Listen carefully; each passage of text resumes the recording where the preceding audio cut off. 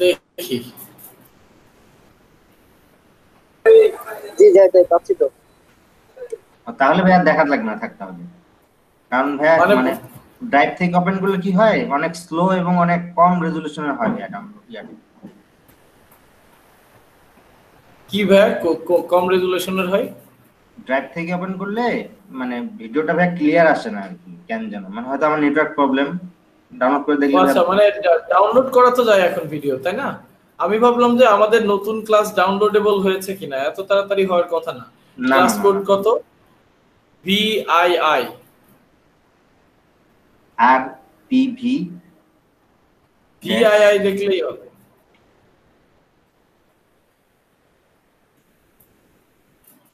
না, এখনো হয়নি।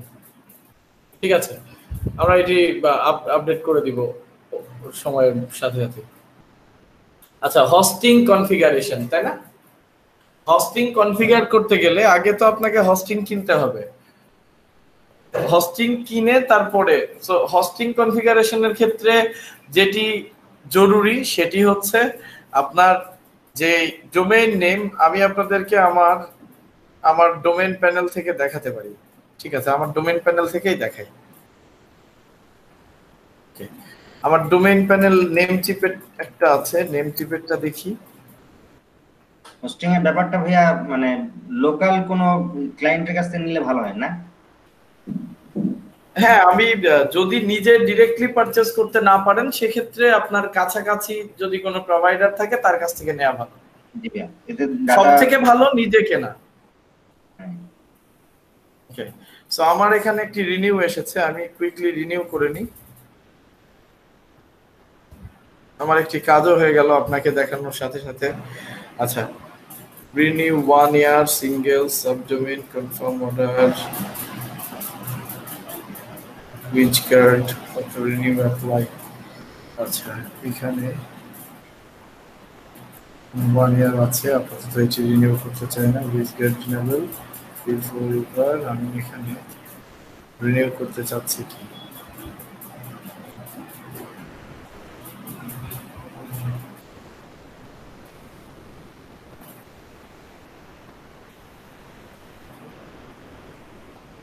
কেন আমার এটার এক্সপাইরেশন ডেট কবে? ডোমেইনের রিনিউয়ের সময় হলো জুন 22, 2020। এটা জুন মাস চলে এসেছে না? ঠিক আছে, ওকে, এটি পরেই রিনিউ করি, এক সময় লাগবে। ওকে, আচ্ছা দেখেন এখানে অনেকগুলো ডোমেইন দেখা যাচ্ছে, তাই না? এখান থেকে আমি যে কোনো যেমন আমি নেম চিপের কথা বললাম, ডোমেইন কেনা যায়। ডোমেইন কিনতে হয় সবার আগে, তো নেম চিপের তার আগে অ্যাকাউন্ট খুলতে হবে, এতে তো কারো কোনো কনফিউশন থাকার কথা না, তাই না?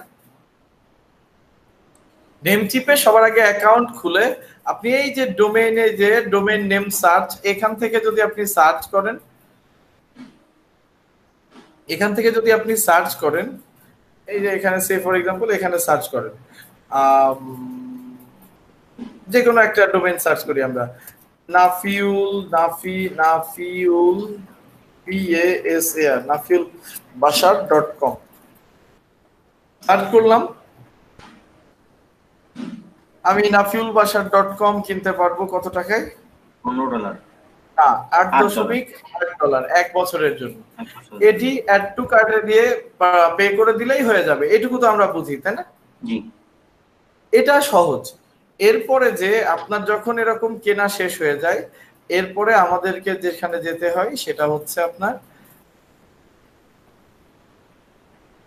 আমার অ্যাকাউন্টে যেতে হবে। আমার অ্যাকাউন্টের ড্যাশবোর্ডে যাচ্ছি আমি আরেকবার। এখানে দেখেন আপনার এই যে ডোমেইন লিস্ট থাকে, ডোমেইন লিস্টে সব ডোমেইন থাকে, আমার যেগুলো এরকম কেনা সেগুলো এখানে অ্যাভেইলেবল। সো দেখেন অনেকগুলো ডোমেইন আমার এখানে অ্যাভেইলেবল।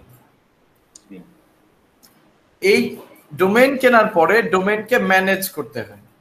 ডোমেইনকে ম্যানেজ করতে গেলে হোস্টিং লাগে, বা হোস্টিং এর একটা তথ্য প্রয়োজন হয়। দেখেন আমি যখন এই ডোমেইনটি ম্যানেজ করতে যাচ্ছি, এখানে নিচে এসে নেম সার্ভার দেয়া আছে, দেখতে পাচ্ছেন? জি ভাই। নেম সার্ভারটা হচ্ছে আসে হোস্টিং থেকে। আপনার হোস্টিং এর একটি নেম সার্ভার থাকে, প্রতিটি হোস্টিং এর নেম সার্ভার থাকে। তো এর জন্য এবার আমাদের হোস্টিং প্যানেল বোঝা দরকার। হোস্টিং এর জন্য আমি ব্যবহার করি ইনমোশন।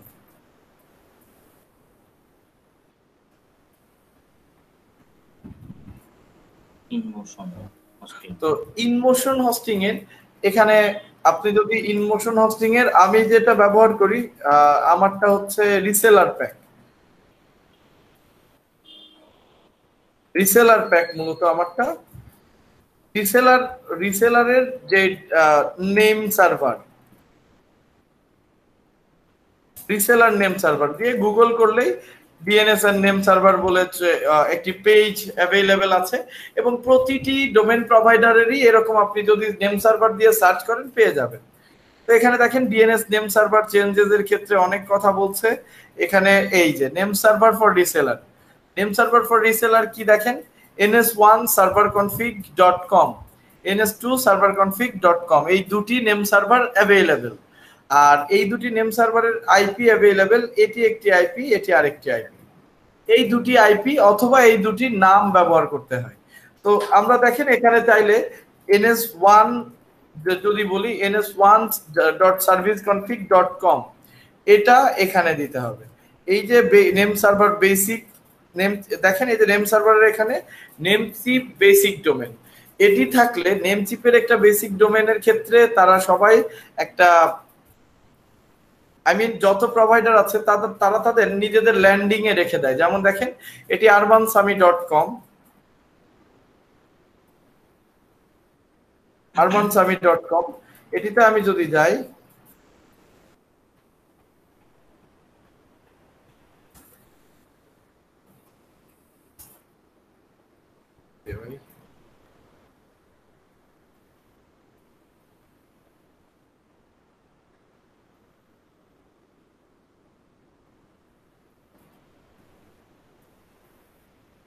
এটি নরমালি নেমচিপের একটি পেজে নিয়ে যাওয়ার কথা, বা ওইখানে যে পেজে যাবে কেউ urbansami.com এ গেলেই একটি পেজ দেখতে পারবে যেখানে বলবে যে this domain is purchased on namecheap.com, এরকম একটি তথ্য দেওয়া থাকে। বুঝতে পেরেছেন? দেখি আমার একটি সাইট এরকম আছে, সেটি আমার নিজের হোস্টিং এর ল্যান্ডিং করা আছে, সেটির নাম হচ্ছে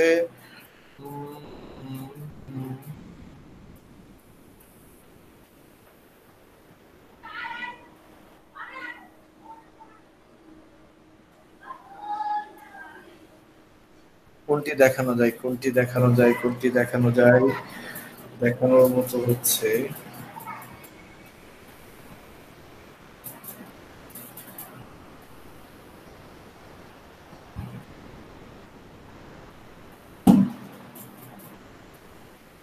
দেখানোর মতো কোনোটি তো খুঁজেই পাচ্ছি না, সব লিস্ট তো ভুলে গেছি।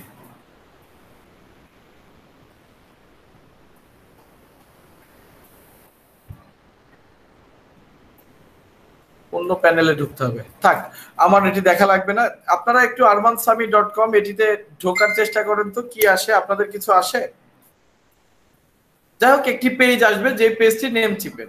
আচ্ছা, এখানে আমরা চাইলে এটি চেঞ্জ করতে পারি। এখানে চেঞ্জ করে আমি যদি আমার ডোমেইনে নিয়ে যেতে চাই তাহলে দেখেন এই যে নেম সার্ভার 1 নেম সার্ভার 2 দেখা যাচ্ছে, তাই না? তাহলে আমি দেখলাম ইনমোশনের রিসেলার প্যাকেজের নেম সার্ভার কি কি। নেম সার্ভার 1 হচ্ছে ns1.serverconfig.com, এটি একটি, আর আরেকটি হচ্ছে ns2.serverconfig.com। ঢুকছে আমার আসছে না? আসার কথা। জি আছে, আমারও আসছে। হ্যাঁ, ডেফিনেটলি আসার কথা। নেমচিপের উপরে ওখান থেকে যে ডোমেনটি কেনা এরকম একটি পেজ এসেছে, তাই না? আমার এখানে কোনো সমস্যা হয়েছে, আসতেছে না এটা।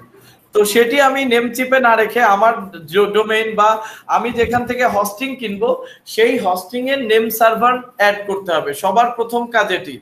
আপনি যখনই ডোমেইন কিনবেন, ডোমেইন কিনে আগে আপনার হোস্টিং এর নেম সার্ভারটি এখানে ডোমেইন প্যানেলে অ্যাড করতে হবে।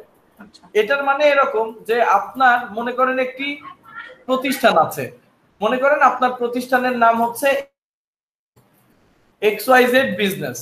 এই বিজনেস XYZ বিজনেসটি অ্যাড্রেস হচ্ছে ঢাকা, মিরপুর ঢাকা। এখন আপনি যদি কোথাও না মানে কানেক্টিভিটি না করেন যে XYZ মিরপুর ঢাকায় অবস্থিত, তাহলে কি মানুষ বুঝবে যে XYZ কোথায় আছে? বুঝবে না। কোথায় অবস্থিত এটি বুঝবে। এই যে ডোমেইনের সাথে হোস্টিং এর কানেকশনটা জরুরি।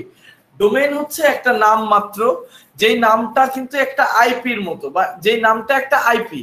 আমি যদি বলতাম যে আমার ওয়েবসাইট অ্যাড্রেস হচ্ছে 192.168.1.127, এটি মনে রাখা সহজ নাকি রকিবরকি.info এটি মনে রাখা সহজ?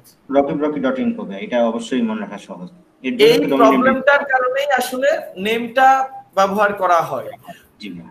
আদার দেন দ্যাট আমরা কিন্তু হোস্টিং এর আইপি ধরেও কিন্তু হোস্টিং এ ঢুকতে পারি, ঠিক তাই না?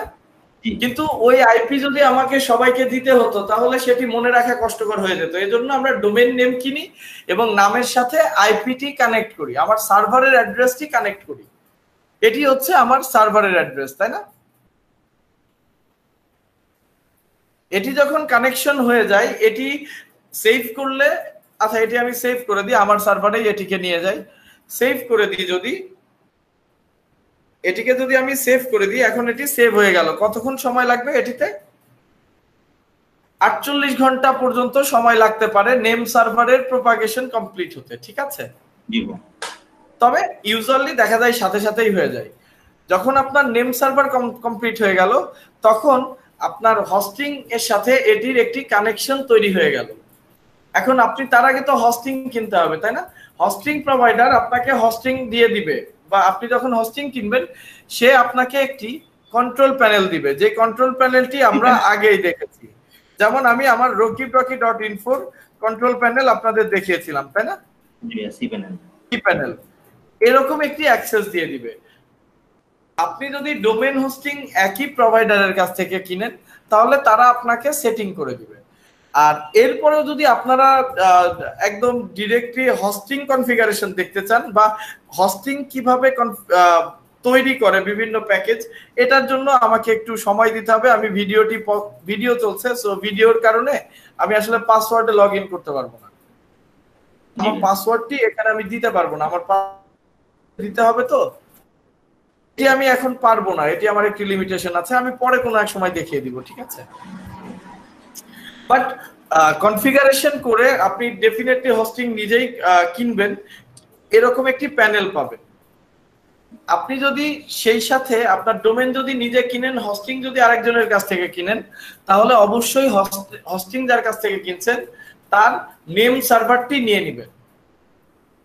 নেম সার্ভারটি নিয়ে আপনার ডোমেইন যেখানে কেনা, আপনি যদি ডোমেইন কিনেন তাহলে প্রত্যেকটা প্রোভাইডারেরই এরকম ডিএনএস বা নেম সার্ভার অপশন থাকবে। কোথায়? ডোমেইন ম্যানেজমেন্টের মধ্যে। ডোমেইন ম্যানেজমেন্টের মধ্যে নেম সার্ভারে আপনি যার কাছ থেকে হোস্টিং কিনছেন তার কাছ থেকে নেম সার্ভার অ্যাড্রেস নিয়ে অ্যাড্রেস দুটি এখানে বসিয়ে দিয়ে সেভ করে দিবেন। তাহলে আপনার নেম সার্ভারের সাথে, আপনার সার্ভারের সাথে ডোমেইনের কানেক্টিভিটি হয়ে যাবে, বা আপনার হোস্টিং ডোমেইনের সাথে কনফিগার হয়ে যাবে। জি ভাইয়া, সেক্ষেত্রে ভাইয়া আমরা একই জনের কাছ থেকে ডোমেইন হোস্টিং নিতে পারি, এতে ভালো হয় না?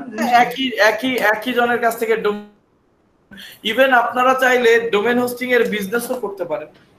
জি, সেক্ষেত্রে ইনভেস্টমেন্ট দরকার হয়। ডোমেইন হোস্টিং এর বিজনেস করতে গেলে আপনাকে মিনিমাম ইনভেস্টমেন্ট করতে হয়। না হলে যদি আপনি হোস্টিং কিনে তারপরে তো মানুষের কাছে বিক্রি করবেন, তাই না? জি ভাইয়া, জি জি জি। তো এই যে ডোমেইন হোস্টিং, যখন আমরা ডোমেইন কনফিগার করা শেষ হলে, ডোমেইন হোস্টিং এর সাথে কনফিগার করা শেষ হলে, আমরা এরকম কন্ট্রোল প্যানেলে এরকম একটি কন্ট্রোল প্যানেলের অ্যাক্সেস পাই হোস্টিং প্রোভাইডারের কাছ থেকে। এর মধ্যে ফাইল ম্যানেজারে যে আপনার ওয়েবসাইটের যত ফাইল আছে সেগুলো পাবলিক এইচটিএমএল এর মধ্যে রাখতে হয়। কোথায় রাখতে হয়? Public HTML. পাবলিক এইচটিএমএল, দেখেন এই যে পাবলিক এইচটিএমএল। অথবা অনেক হোস্টিং এর ক্ষেত্রে www নামে একটি ফোল্ডার থাকে। কি নামে ফোল্ডার থাকে? www নামে ফোল্ডার থাকে। সেই ফোল্ডারের মধ্যে রাখতে হবে। এই ফোল্ডারের মধ্যে আপনি যা রাখবেন আপনার ওই ডোমেইনের বিপরীতে সেই জিনিসগুলোই দেখাবে। উদাহরণস্বরূপ। আর হোস্টিং এর ওয়েবসাইটের ক্ষেত্রে প্রত্যেকটা ওয়েবসাইটের একটা ইন্ডেক্স পেজ থাকে, সেটি হতে পারে index.html, হতে পারে index.php, তবে ইন্ডেক্স নামে একটি পেজ থাকে। এই ইন্ডেক্স পেজটাই মূলত আমাদের হোম পেজ। এই যে আমরা rokibroki.info দিয়ে লিখলেই এই যে যেই পেজটি ওপেন হচ্ছে, এই পেজটি কোন পেজ বলেন তো তাহলে? এখানে ইন্ডেক্সটা। এর বাইরে অন্যান্য পেজের নাম অন্যান্য পেজের মতো হয়। যেমন এখানে প্রাইভেসি পলিসির আমার একটি পেজ আছে, এই পেজটি কোনটি আপনারা বলতে পারবেন? এখান থেকে লিস্ট দেখে বলেন তো। এই যে privacy.html। এক্স্যাক্টলি, এগুলোর তার মানে কি সব আলাদা আলাদা নাম হতে পারে, তাই না? জি ভাইয়া। আমার তো এইভাবে আসলে আপনার হোস্টিং এর মধ্যে আপনার ওয়েবসাইটটিকে কনফিগার করা হয়, বা আমাদের যে ডোমেইনের সাথে হোস্টিং কানেকশন দেখলাম আমরা। তারপরে হোস্টিং যদি আপনার অ্যাভেলেবল থাকে, হোস্টিং এর মধ্যে আপনার ওয়েবসাইটটি কন্ট্রোল প্যানেলের মাধ্যমে ঢুকে ফাইল ম্যানেজারের মধ্যে থেকে, কন্ট্রোল প্যানেলের মধ্যে আরো অনেক অপশন থাকে, তবে আমার সাইট কনফিগার করার জন্য ফাইল ম্যানেজারে ঢুকতে হয়। ফাইল ম্যানেজারে ঢুকে ফাইল ম্যানেজারের পাবলিক HTML নামে যে ফোল্ডার থাকে বা www নামে যে ফোল্ডার থাকে, সেই ফোল্ডারের মধ্যে ঢুকে আপনার পুরো ফাইলটি এখানে, বা পুরো ওয়েবসাইটের যত ফাইল থাকে সেগুলো এখানে আপ করে দিতে হয়। তাহলে আপনার মোটামুটি ডোমেইন এবং হোস্টিং কনফিগার হয়ে যায় এবং একটি সাইট আপ হয়ে যায়।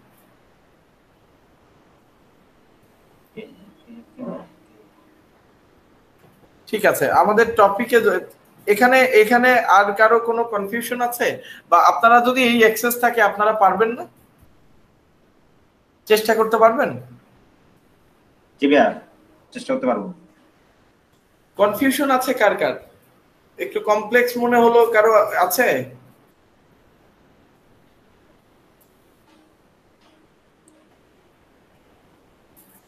কেউ কথা বলছেন না, তো আমি ধরে নিচ্ছি যে আপনারা এই মিনিমাম এই কাজগুলো পারবেন।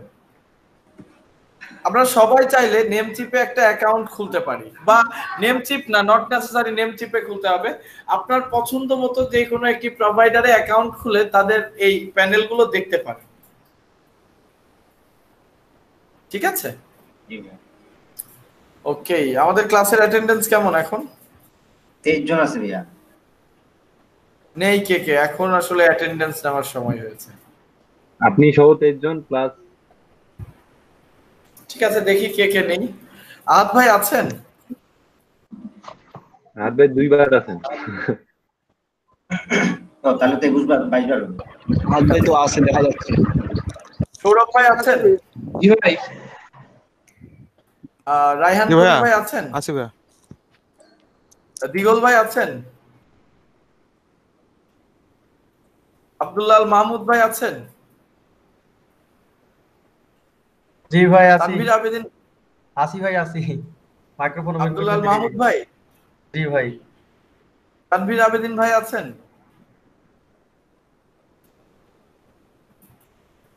আসিফ ভাই আছেন? আসিফ ইকবাল মামুন ভাই? আসিফ ইকবাল মামুন ভাই আছেন? লিখে দিতে যে আছে। রাফিল ভাই একটু খেয়াল রাখবেন, চ্যাটে যদি কেউ লিখে দেয় আপনি আমাকে একটু জানাবেন। কাইদ ভাই আছেন? নাই নাই, আমি নাই ভাই। মোহাম্মদ সজীব ভাই আছেন?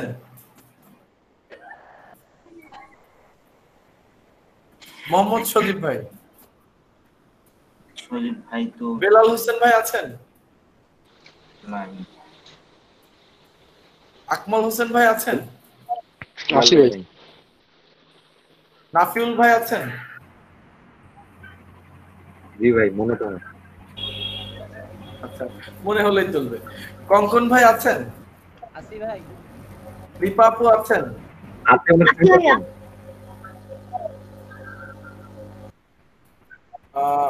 সুমাইয়া আপু আছেন? জি ভাইয়া। ইমরান ভাই আছেন? জি ভাইয়া আছি। সিআর টু আছেন? নূর ভাই আছেন? আমুদা আপু আছেন? জি ভাইয়া আছি। মোনা আপু আছেন? জি ভাইয়া আছি। তামান্না আপু আছেন?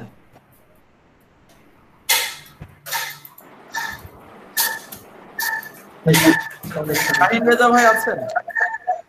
জি ভাই আছি। পরিতোষ ভাই আছেন? আছি ভাইয়া। সজীব হাসান ভাই আছেন? জি ভাই আছি। বাসুদেব ভাই আছেন? জি ভাই আছি ভাই। রাজিউর ভাই আছেন? জি ভাই আছি। তাহলে নেই কে কে? একটা হচ্ছে আমাদের দিগল ভাই নেই, আনভির আবেদিন ভাই নেই, তুষার ভাই নেই, বেলাল ভাই ছিল কিন্তু এখন নেই। সজীব ভাই, মোহাম্মদ সজীব ভাই নেই। এরপরে যদি দেখি বেলাল হোসেন ভাই নেই। বেলাল ভাই ছিল কিন্তু এখন নেই। ক্লাসের শুরু থেকে তো অনেকেই ছিল, আমি দেখেছি তো সবাইকে। ক্লাসের শুরুতে ভাই ফোন ভাই। আজকে ক্লাস বুঝিনি। রকি ভাই, আচ্ছা ভাই, মোহাম্মদ সজীব ভাই মেসেঞ্জারে লিখছে যে ওনার নেট প্রবলেম, ওনাকে কি কোনোভাবে প্রেজেন্ট দেওয়া যায়? নেট প্রবলেম হলে প্রেজেন্ট দেওয়া যায়? উনি তো নেই, তাহলে প্রেজেন্ট দেওয়া কি ঠিক হবে? না সেটা রকি জানাই ভাই, না। আরিফ বলতেছিলাম ভাই। জি বুঝিনি ভাই। আরিফ বলতেছি ভাই, আরিফ ভাই জি বলেন। প্রেজেন্টেশন সকালবেলা দেখলাম তো সবাই প্রেজেন্ট ছিল প্রায় ম্যাক্সিমাম, তাই না? তো আপনি একটা কাজ করুন, সকাল 9:30টার দিকে একটা নিয়েন, তাহলে একটা ভালো একটা ইয়ে আসবে। জি আরিফ ভাই, সকালে আমি নিই, সকালে সবাই থাকে, আমি আসলে বিকালটা আমি দুপুরের পরেরটা একটু নোটিস করতে চাচ্ছিলাম। আমি এখানে অলরেডি নোটিসে আছে কে কে ছিল। সকালে আমার 25 জনই ছিল ভাই। এখন ওটি নিয়ে ইস্যু নেই, 25 জন তো সকালে পাচ্ছি, কিন্তু এই টাইমটাতে যে একটু কমে যাচ্ছে বুঝছেন। জি জি জি, এই টাইমটা এই জন্য নিচ্ছি। আদার দেন দ্যাট সকালে সবাই ছিল। সকালে আমাদের 25 জনেরই অ্যাটেন্ডেন্স ছিল। দেখেন 2বার কাউন্ট করেন যে হ্যাঁ হ্যাঁ ভাই। ওই তো সকালেরটা তো আমি আপনাকে বলেই দিলাম, সকালে যেহেতু ফুল ছিল এই জন্য আর কাউন্ট করিনি, ঠিক আছে। এই জন্য আজকে একটু চালাকি করলাম যে বিকেল বেলা কয়েকজন, মানে এই যে ব্রেকের পরে একজনের একটু অফিসিয়াল ইস্যু আছে, এটি নিয়ে আসলে তার যে আমি কি করব আমি নট শিওর। এই যে বেলাল হোসেন ভাই যিনি, ওনার অফিসের একটু ইস্যু আছে বুঝছেন আরিফ ভাই। আচ্ছা, তো দুপুরের 12টার পরে ওনার একটু প্রবলেম হয়, উনি জানিয়েছেন। এটি ঠিক আছে, ওটি আমরা কনসিডারেশনে যদি রাখি। কেউ আপনাকে বলে যায় সেটা কনসিডারেশনের মধ্যে থাকবে। আমি কনসিডারেশনে রাখি ভাই। আর যারা হচ্ছে মনে করেন আপনার একদম না বলে যাচ্ছে বা যাদের আমি জানি না, সেগুলো তো আমি আসলে মার্কও করতে পারছি না। দেখেন এই যে গতদিনই তার অফিস ইস্যু ছিল, আমি এখানে মার্ক করে দিই, প্রেজেন্ট দিয়ে দিই, বাট মার্ক করে দিই। তিনি তো থাকেন মোটামুটি 12টা পর্যন্ত থাকেন বুঝছেন ভাই। 1 ঘন্টা, লাস্টের 1 ঘন্টায় মাঝে মধ্যে ইস্যু হচ্ছে। আচ্ছা, তো এগুলো নোট করা আছে, কোনো ইস্যু হওয়ার কথা না, আপনি ডিটেল পেয়ে যাবেন আপনারা। ঠিক আছে, তাহলে ওভাবে করেন, একটু নোটস করে রাখেন। হ্যালো ভাই, আমি প্রেজেন্ট আছি। কে কে কে বললেন? নুর আলম ভাই। ভাই আপনাকে প্রেজেন্ট দেওয়া হয়েছে। আজকে ইস্যু আছে হচ্ছে আমি দিগল ভাইকে পাই নাই। সকালে ছিলেন দিগল ভাই, ছিলেন তানভীর ভাই, ছিলেন সবাই ছিলেন, কিন্তু এখন আমি পাই নাই। যাকে কে বলছি, দিগল ভাইকে পাই নাই, তানভীর আবেদিন ভাইকে পাই নাই, মোহাম্মদ সজীব ভাইকে পাই নাই, বেলাল হোসেন ভাইকে পাই নাই, আর লাস্টে যে আমাদের তামান্না আপুকে পাই নাই। এই 5 জনকে নাফিল ভাই আপনি 5 জনকে গ্রুপে একটু মেনশন করে দিন, ঠিক আছে। যদিও সকাল থেকে ওনারা ছিলেন, আপনি একটু মেনশন করে দিয়ে, ওনারা আসলে আমি প্রেজেন্ট দিয়ে দিব। ওকে, সো আমরা যদি আমাদের ক্লাসের টপিকে ফিরে যাই, তাহলে আপনাদের ডোমেন সিলেকশন এবং হোস্টিং কনফিগারেশনের মোটামুটি আইডিয়া এসেছে, তাই না? জি ভাইয়া। কারণ যে এটার জন্য আমাদের নিজেদের যদি ডোমেইন হোস্টিং থাকে তাহলে খুব ভালো হয়, বাট এখন যেহেতু নেই, আমি আপনাদেরকে আমারটি দিয়েই দেখালাম। এরপরে দেখেন blog site develop by hosting application through cPanel।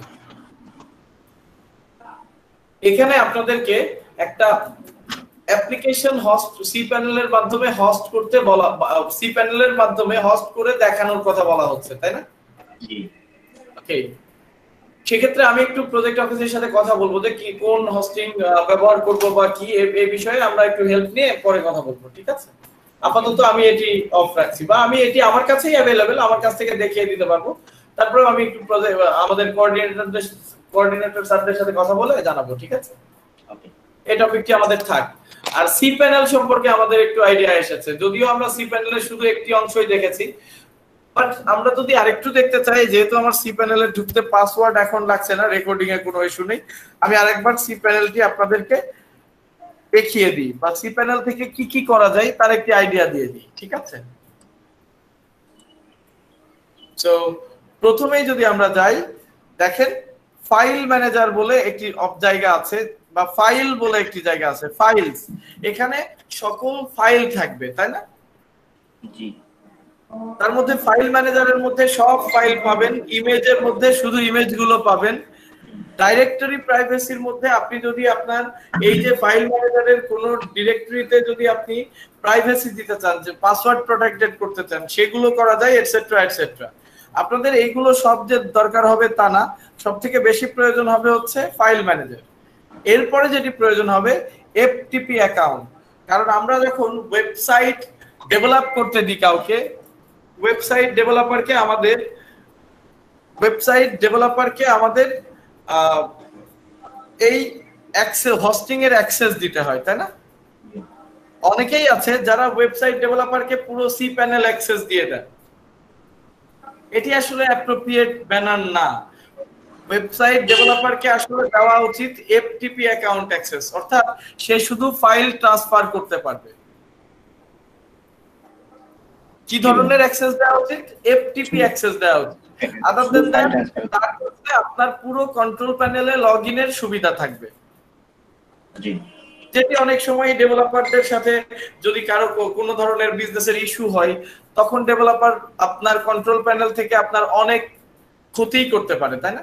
যদিও আমরা বেস্ট প্র্যাকটিস যে সকল ডেভেলপার করেন তারা কখনোই এই ধরনের নেগেটিভ মেন্টালিটির কাজ নিয়ে থাকেন না বা কাজ করেন না, তারপরেও কিছু মানুষ তো খারাপ থাকেই। এই সতর্কতা আমাদের নিজেদেরকে থাকতে হবে যে আমরা কখনো কাউকে ডিরেক্ট সি প্যানেলের অ্যাক্সেস দিব না। কি দিব?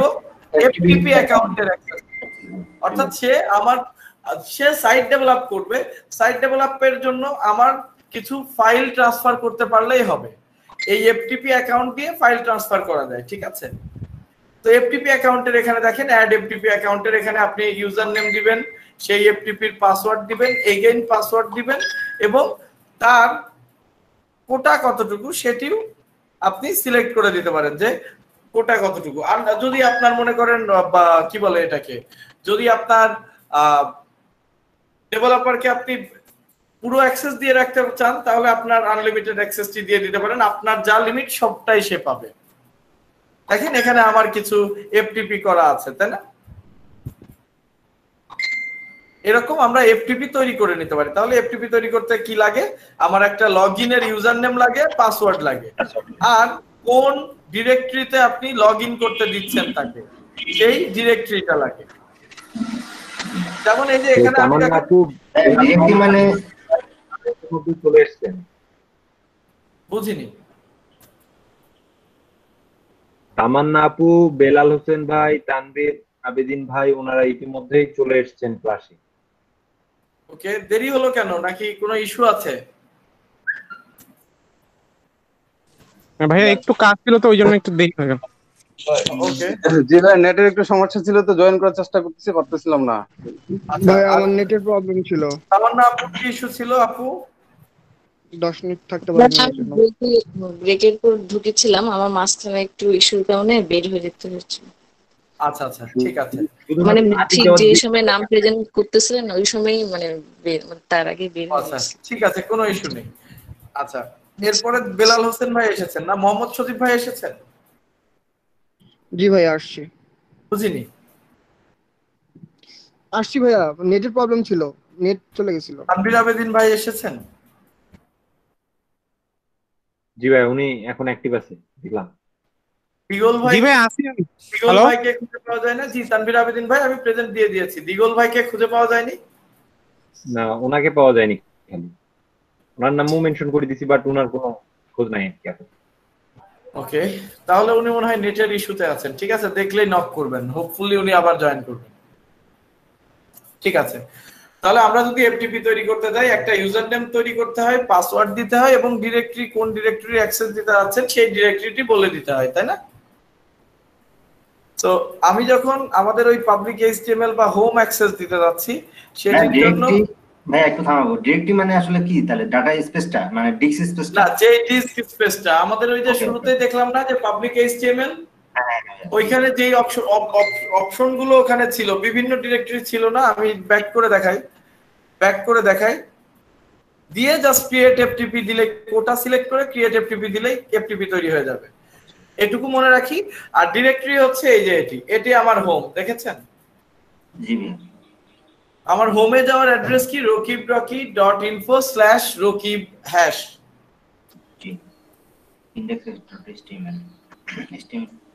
তাহলে এটি আমার হোম ডিরেক্টরি। এই সব ফাইলের অ্যাক্সেস যাকেই আমি ওই এফটিপির অ্যাক্সেস দিব, আইডি দিব, পাসওয়ার্ড দিব, তিনি পেয়ে যাবেন। আচ্ছা, এরপরে আমরা যদি দেখি কন্ট্রোল প্যানেলের আরেকটি ইম্পর্টেন্ট পার্ট হচ্ছে ডেটাবেস। আমরা যখন কোনো সিএমএস ইনস্টল করি লাইক ওয়ার্ডপ্রেস, সেক্ষেত্রে আপনার ডেটাবেস প্রয়োজন হয়। আচ্ছা, আমি চাইলে আপনাদেরকে এখন একটি ওয়ার্ডপ্রেস ইনস্টল করে দেখাতে পারি, কারণ আমার সেক্ষেত্রে আমাকে আমার হোস্টিং এ ঢুকতে হবে না, আমি এখান থেকেই দেখিয়ে দিতে পারি। ওকে, আমি এটাতেই দেখিয়ে দিই, একটি সাব ফোল্ডার করে দেখিয়ে দিচ্ছি। ভালো আইডিয়া পেয়েছি, তাহলে আমার কারো আর কোনো ডিফিকাল্টিজই থাকছে না আমাদের। সো আমি পাবলিক এইচটিএমএল এর মধ্যে যাচ্ছি। পাবলিক এইচটিএমএল এর মধ্যে যে আমি নতুন একটি ফোল্ডার তৈরি করছি, যে আপনাদের জন্য একটি টেস্ট ফোল্ডার। ঠিক আছে, একটি ফোল্ডার তৈরি করছি আমার সাইটের মধ্যে। এই ফোল্ডারটির নাম দিচ্ছি আমি এলইডিপি দিয়ে রাখি। ঠিক আছে, এলইডিপি নামে একটি ফোল্ডার তৈরি করলাম। এখন আপনারা যদি আমার সাইটে যান rwkybrocky.info/ledp লিখলেই একটি ফোল্ডারে চলে যাবে, কারণ আমি ফোল্ডারটি তৈরি করেছি, তাই না? ঠিক আছে, আমার এখানে ম্যাক্সিমাম ব্রাউজিং ইস্যু হচ্ছে। সো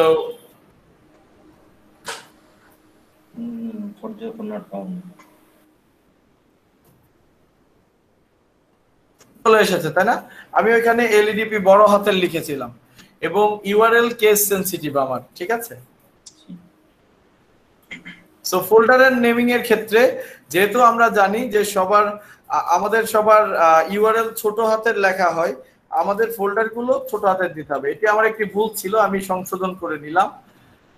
এবার যদি আমি ছোট হাতের লিখি, তাহলে দেখেন আমি সেই ফোল্ডারে চলে যেতে পারছি, তাই না? প্যারেন্ট ডিরেক্টরিতে যদি যাই, দেখেন আমরা হোমে চলে আসলো, এটি আমার প্যারেন্ট ডিরেক্টরি। ওকে, সো এলইডিপির এই ফোল্ডারে আমরা ওয়ার্ডপ্রেস ইনস্টল করতে চাই।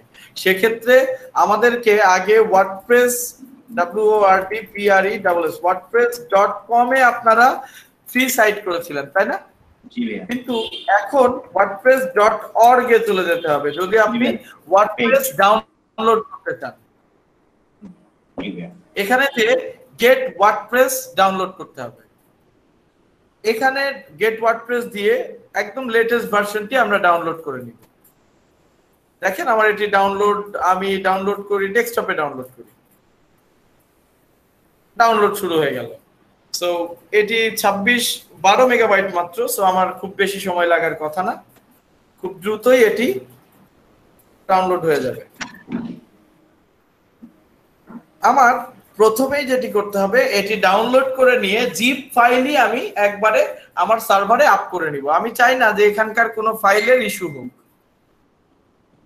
এটার মধ্যে অনেক ফাইল আছে, যেহেতু জিপ ফাইল, তাই না?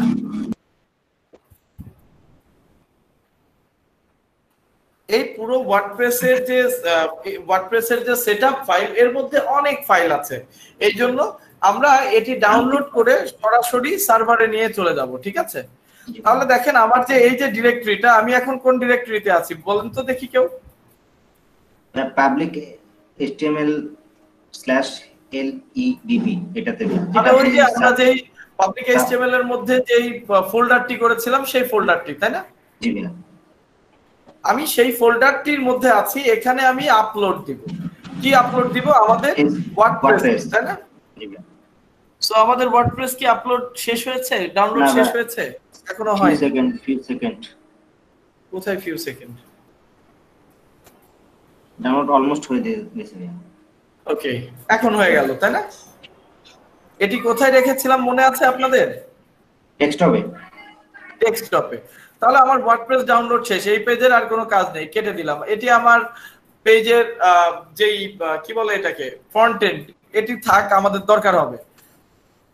এটিও কেটে দিই, এখন দরকার নেই, আবার ঢুকবো।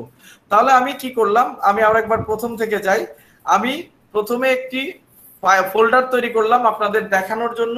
সেই ফোল্ডারের মধ্যে ওয়ার্ডপ্রেসের যে ফাইলটি সেটি এখন আপলোড দিচ্ছি। সেটি আমি কোথায় রেখেছিলাম? ডেস্কটপে রেখেছিলাম।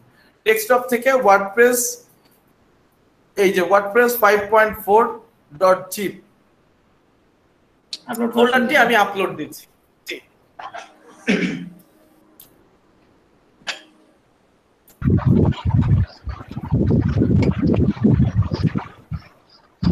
পরিতোষ ভাই একটু মিউট করে নেন, খুবই সাউন্ড আসছে। বুঝিনি ভাইয়া, সরি ভাই, সরি। দেখেন এখানে যখন এই যে ওয়ার্ডপ্রেস দেখেন 100% দেখাচ্ছে, পুরো বারটি গ্রিন হয়ে গিয়েছে এবং দেখাচ্ছে 12.6 MB কমপ্লিট। মানে কি আমার আপলোড শেষ হয়ে গিয়েছে, তাই না? আমার আপলোড যেহেতু শেষ, আপলোডের পেজ কেটে দিয়ে এই যে যেই জায়গাটায় আমি আপলোড করেছিলাম সেটি একবার রিলোড দিয়ে নিব। দেখেন এখানে একটি জিপ ফাইল হয়ে গিয়েছে, তাই না? এখন এই প্যাকেজটিকে আমি এখানে এক্সট্রাক্ট করব বা আনজিপ করব, তাই না? আমি এখানে এক্সট্রাক্ট ফাইল দিচ্ছি। আমার এখানে ফাইল এক্সট্রাক্ট শেষ। অনেক ফাইল, কত ফাইল ছিল? তো এখানে আমার এই জন্য আমি এটিকে আনজিপ করিনি, কি করিনি, আনজিপ করিনি। এখন যেহেতু আমার এক্সট্রাকশন শেষ, আমার এই এক্সট্রাক্ট ফাইলটির আর দরকার আছে? অলরেডি আমি তো আনজিপ করে ফেলছি অলরেডি, আমার লাগবে না। আমার এই জিপটি আর দরকার নেই, তাই না? এই জিপ ফাইলটি আমি এখন ডিলিট করে দিব। আমি কোথা থেকে ডিলিট করব? দেখেন এখানে আমার ডিলিট অপশন আছে। ডিলিট দিয়ে আমি একবারে আমার ট্রাশেও রাখবো না, কারণ ট্রাশে রাখলে তো আমার সার্ভারের জায়গা খাবে, তাই না? ট্রাশও রিমুভ করে দিলাম। এই যে ওয়ার্ডপ্রেস বলে একটি ফোল্ডার আছে এখন, তাই না? এখন এই ফোল্ডারটির মধ্যে ঢুকবো আমি। ঢুকে এখানে যত ফাইল আছে সেগুলাকে আমি সিলেক্ট করব বা সিলেক্ট অল দিয়ে সিলেক্ট করব। সিলেক্ট অল দিয়ে সিলেক্ট করার পরে এগুলাকে আমি চাচ্ছি মুভ করতে। কোথায় মুভ করতে চাই? এই যে ওয়ার্ডপ্রেসের যেই ফোল্ডার আছে এখান থেকে বের করে আমি এলইডিপি তে মুভ করতে চাই। কোথায় মুভ করলাম বলেন তো? এলইডিপির ভিতরে ভাইয়া, এলইডিপির ভেতরে। তাহলে আমি ব্যাক করে এখন এলইডিপির ভেতরে যখন আসলাম, সব ফাইল এলইডিপির মধ্যে চলে এসেছে, তাই না? এখানটায় খেয়াল রাখবেন, এখন এলইডিপি চলে এসেছে। একটু আগে আমার এলইডিপির মধ্যে আরেকটি ফোল্ডার তৈরি হয়েছিল ওয়ার্ডপ্রেস নামে, তার মধ্যে সব ফাইল ছিল। তাহলে আমি চাচ্ছি না যে ওয়ার্ডপ্রেসের মধ্যে থাক, এই জন্য আমি ওয়ার্ডপ্রেসের মধ্যে থেকে সবগুলোকে সিলেক্ট অল করে মুভ করে এলইডিপির মধ্যে নিয়ে আসলাম এবং এখান থেকে আমি এই যে ওয়ার্ডপ্রেসের যে ফোল্ডারটি তৈরি হয়েছে এটি এখন ডিলিট করে দিব। তাহলে এখন দেখেন আমার ওয়ার্ডপ্রেসের পুরো যে কনফিগারেশনের যে ফাইলগুলো দরকার সেগুলো আমার এলইডিপি ফোল্ডারে চলে এসেছে, তাই না? যখন এই এলইডিপি ফোল্ডারে চলে আসলো, এরপরে আমাদের কাজ হচ্ছে ওয়ার্ডপ্রেস ইনস্টল করা। ওয়ার্ডপ্রেস ইনস্টল করতে গেলে আমাদের এখান থেকে একটি অপশন আছে, দেখেন wp setting sign up showback config.simple activate license ওকে ইনস্টল বলে একটি অপশন আসা উচিত। ওকে, আমি আমার এবার ফন্টে যাই।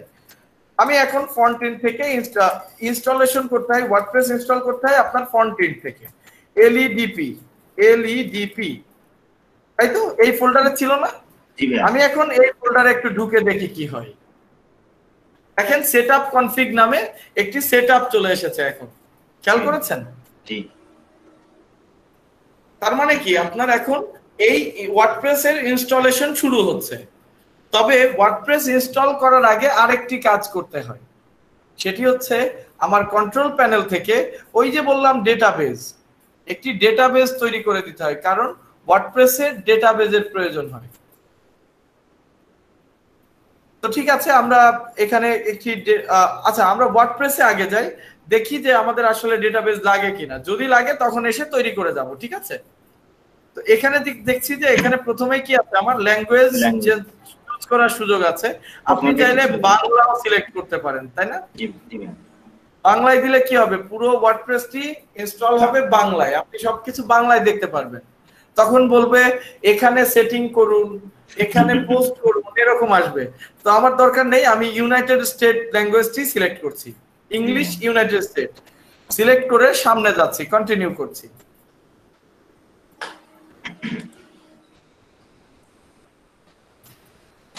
কন্টিনিউ করার সাথে সাথে দেখেন এখানে তারা একটি নোটিফিকেশন দিচ্ছে, welcome to WordPress, before you getting started we need some information on the database, you will need to know the following item before proceed. একটা ডেটাবেজের নাম লাগবে, ডেটাবেজের ইউজার নেম লাগবে, ডেটাবেজের পাসওয়ার্ড লাগবে, ডেটাবেজের হোস্টিং লাগবে, টেবিল প্রিফিক্স লাগবে, তাই না? তার মানে কি এখন এসেই তারা বলে দিচ্ছে যে আপনার কি লাগবে, ডেটাবেজ লাগবে। তাহলে আমরা এখন ডেটাবেস তৈরি করব। আমরা কন্ট্রোল প্যানেলে যাই, ডেটাবেস তৈরি করতে গেলে আমরা পিএইচপি মাই অ্যাডমিন এই অপশনটি ব্যবহার করি। পিএইচপি মাই অ্যাডমিন থেকে ডেটাবেস কন্ট্রোল করা খুব সহজ, এই জন্য আমরা সবাই এটাই ব্যবহার করি। এবং প্রতিটি হোস্টিং এর মধ্যেই বা প্রতিটি কন্ট্রোল প্যানেলেই পিএইচপি মাই অ্যাডমিন অপশনটি থাকে, ঠিক আছে? তো এখানে যাওয়ার পরে আপনাদেরকে একটি ডেটাবেস তৈরি করতে হবে। তার মানে কি, ক্রিয়েট নিউ ডেটাবেস, এটুকু তো আমরা বুঝি, তাই না? আমরা একটি নতুন ডেটাবেস তৈরি করতে চাই, এটুকু বুঝি না? জি ভাইয়া। ওকে, ইন দ্যাট কেস আমার এখানে ডেটাবেজের এখানটাতে যদি আমি আসি, দেখেন আমার এখানে দুটি ডেটাবেজ অলরেডি আছে, একটি হচ্ছে রকিব_ব্লগ আর একটি হচ্ছে স্কিমা, তাই না? আমি চাইলে এখানে আরো একটি ডেটাবেজ অ্যাড করতে পারি, তার আগে দেখি আমার এখানে সেই অপশন আছে কিনা। আই মিন আমার যদি লিমিট থাকে ডেটাবেজের তাহলে অ্যাড করতে কিন্তু আর পারবো না।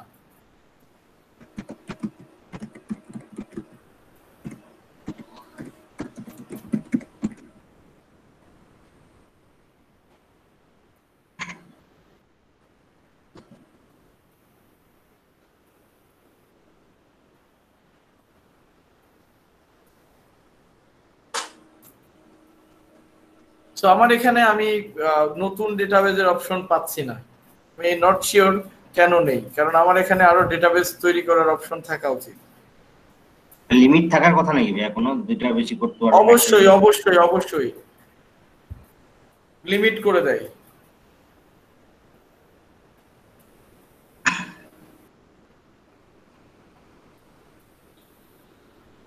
একটা তো ডিলিটও আচ্ছা করা ঠিক আছে, না আমার এটি কাজের দুটি, ঠিক আছে। আমি এখানে রকিব_ব্লগ যেটি আছে,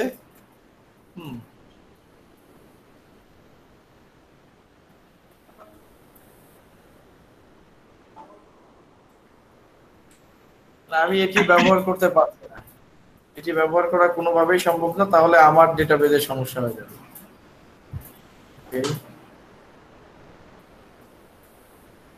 দেখি আরেকবার দেখি কোনো অপশন পাই কিনা। পিএইচপি মাই অ্যাডমিন থেকে আমি ডেটাবেজ তৈরির অপশন পাচ্ছি না, কেন কেন কেন? ওকে, যদি না পাই বলেন ভাই, আপনি কন্ট্রোল প্যানেল মানে সি প্যানেল থেকে বানাইতে পারবেন সরাসরি, মানে আপনি পিএইচপি মাই অ্যাডমিন থেকে এটা বানাইতে পারবেন না। সি প্যানেল থেকে পিএইচপি মাই অ্যাডমিন থেকে বানাবো কিভাবে আপনি বলছেন? মাইএসকিউএল ডাটাবেজে ডেটাবেজ থেকে, হ্যাঁ এখান থেকে তো পারি, কিন্তু আমি পিএইচপি মাই অ্যাডমিন থেকে পারবো না ভাই। ভাই মানে লাইভ সার্ভারে এটা আসলে সাধারণত দেয় না। আমার নিজের সার্ভার এটি, আমার তাহলে সেটিং এর এটা লিমিট করা আছে, যেহেতু আমার আরো কয়েকটি সাইট চলে, তো লিমিট করা আছে, যার কারণে আমি এখান থেকে পাচ্ছি না অ্যাক্সেসটা। হ্যাঁ, আমি এটি এখান থেকে করা যায় ভাই, করা যায় না যে তা না। পিএইচপি মাই অ্যাডমিন থেকেও আপনি ডেটাবেস তৈরি করতে পারবেন, তবে আমারও সেই অপশনটি লিমিট করা আছে। হ্যাঁ, আমি এই জন্যই আসলে চিন্তা করছিলাম যে কেন নেই। আদার দেন দ্যাট অবভিয়াসলি কন্ট্রোল প্যানেল থেকে আমরা মাইএসকিউএল ডেটাবেস থেকে ডেটাবেস তৈরি করতে পারছি, তাই না? তো এখানে যদি যাই আমরা, পিএইচপি মাই অ্যাডমিন দিয়ে আমার কাছে সবসময় মনে হয় খুব সহজ। আমার ইভেন আমি অনেকজনের সাথে কথা বলেছি, তাদেরও মনে হয় যে ডেটাবেজ ম্যানেজমেন্ট, ডেটাবেজের জন্য পিএইচপি মাই অ্যাডমিনই আসলে প্রিফার করে। ঠিক আছে, এখানে আমি ক্রিয়েট নিউ ডেটাবেজ করে দিচ্ছি আমাদের মাইএসকিউএল ডেটাবেজ যে অপশন ছিল সেখান থেকে। আরেকবার দেখিয়ে দিই, এই যে আমাদের ডেটাবেজের মধ্যে মাইএসকিউএল ডেটাবেজ বলে একটি অপশন আছে, এটিকে আমি নতুন ট্যাবে খুলে নিচ্ছি। খুলে নিয়ে এখানে দেখেন ডেটাবেজের নাম দিতে বলা হচ্ছে, আমি ডেটাবেজের নাম দিচ্ছি এলইডিপি দিয়ে ক্রিয়েট করি।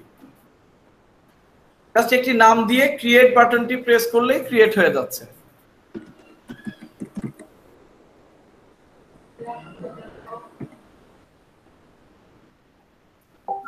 আমার মনে হচ্ছে কি ভাই, আমার মনে হচ্ছে এগুলা কিন্তু আমাদের মাথায় খুব একটা ক্যাচ করতেছে না, একটু আর কি মাথার উপর দিয়ে যাচ্ছে অনেকের। এটি কয়েকবার দেখতে হবে, ঠিক আছে?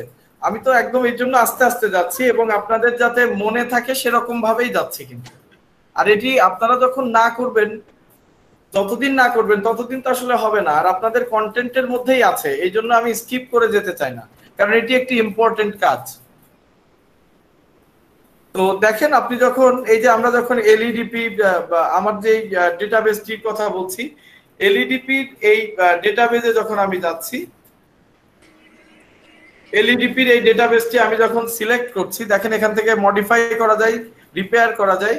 সো সিলেক্ট করে আমি একটু নিচে যদি যাই, আমাদের ইউজার অ্যাড করা যায়। সো আমি একটি ইউজার অ্যাড করতে চাই, কোথায়? Add new user. কোথায় অ্যাড করতে চাই? আমি এলইডিপি তে অ্যাড করতে চাই। আমি ইউজার গুলো সব আমি পিএইচপি মাই অ্যাডমিন থেকে করি, এটি আমার কাছে সহজ মনে হবে তুলনামূলক। দেখি আমরা এখানে ডেটাবেস পাই কিনা, এখন নতুন ডেটাবেস পাই কিনা। নতুন ডেটাবেস আমরা পেয়ে গিয়েছি, দেখেন এই যে আমাদের এলইডিপি রকিবাস এলইডিপি নামে একটি ডেটাবেস আমরা পেয়ে গিয়েছি, তাই না? ওকে, এই ডেটাবেজের এখান থেকে আমরা যদি ডেটাবেজের একটু ব্যাক করি, আমি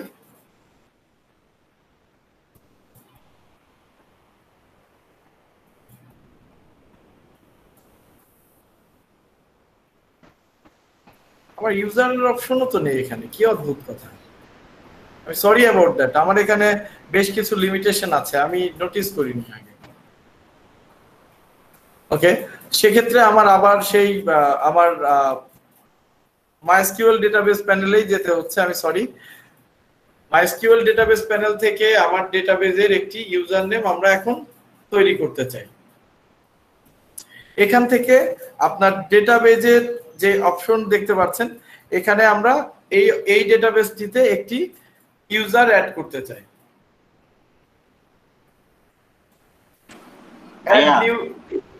আসিফ ইকবাল ভাই বললো, ভাইয়া মাইএসকিউএল এর চেয়ে যদি আমরা গুগল ফ্রিবেস ইউজ করি তাহলে কি হবে? বুঝিনি ভাই। আসিফ ইকবাল ভাইয়া একটা চ্যাট বক্সে একটা লেখা লিখছে, সেটা হচ্ছে ভাইয়া আমরা মাইএসকিউএল এর চেয়ে যদি গুগল ফ্রিবেস ইউজ করি তাহলে কি হবে? ফায়ারবেস গুগল ফায়ারবেস ডেফিনেটলি আপনার সেটি দেখতে হবে যে আপনার সার্ভারের সাথে বা হোস্টিং এর সাথে ফায়ারবেসের অপশনটি অ্যাভেলেবল কিনা। আপনার হোস্টিং এ যদি ফায়ারবেস থাকে তাহলে আপনি ফায়ারবেস অ্যাড করতে পারবেন, তবে সেটি টোটালি ডিফারেন্ট ইস্যু। আমরা এখনো ফায়ারবেস বা এগুলো আমাদের কাজ না। আচ্ছা, আমি এখান থেকে দেখেন ক্রিয়েট ইউজার করতে পারি, এখানে দেখতে পাচ্ছেন অ্যাড নিউ ইউজার। এখানে আমরা চাইলেই আমাদের ডেটাবেজের নতুন ইউজার তৈরি করতে পারি। ক্রিয়েট ইউজার অপশনে যদি যাই, তাহলে আমরা এখানে একটি নতুন ইউজারের নাম দিই, অ্যাড নিউ ইউজার দিয়ে ইউজারের নাম দিই ইউজার। পাসওয়ার্ড আমরা এখানে দিই, পাসওয়ার্ড আমরা দিব ধরেন 1 2 3 4 5 6 7। আবার পাসওয়ার্ড দিই 1 2 3 4 5 6 7 8 এ। আচ্ছা, 8 এটা আমি দিব, 8 এ। ওকে, আমি একটু স্ট্রং পাসওয়ার্ড দিই R123456 কতগুলো পাসওয়ার্ড দিতে বলে সে? পাসওয়ার্ড জেনারেটর দি দূর। 20টা ভাইয়া, 20টা দিতে বলছে। হয়ে গেছে তাই না? এখন এলইডিপির এই ইউজারের নাম দিতে যাচ্ছি আমি ইউজার দিয়ে ক্রিয়েট করছি।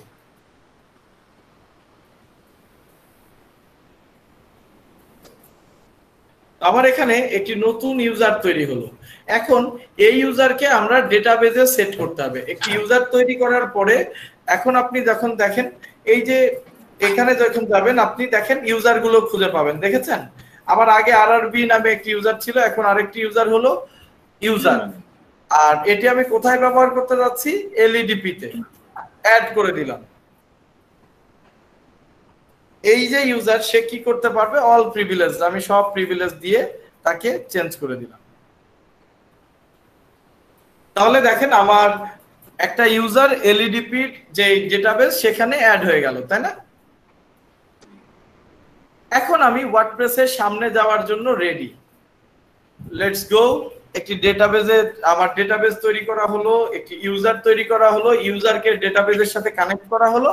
এখন আমি ওয়ার্ডপ্রেস ইনস্টল করতে চাই।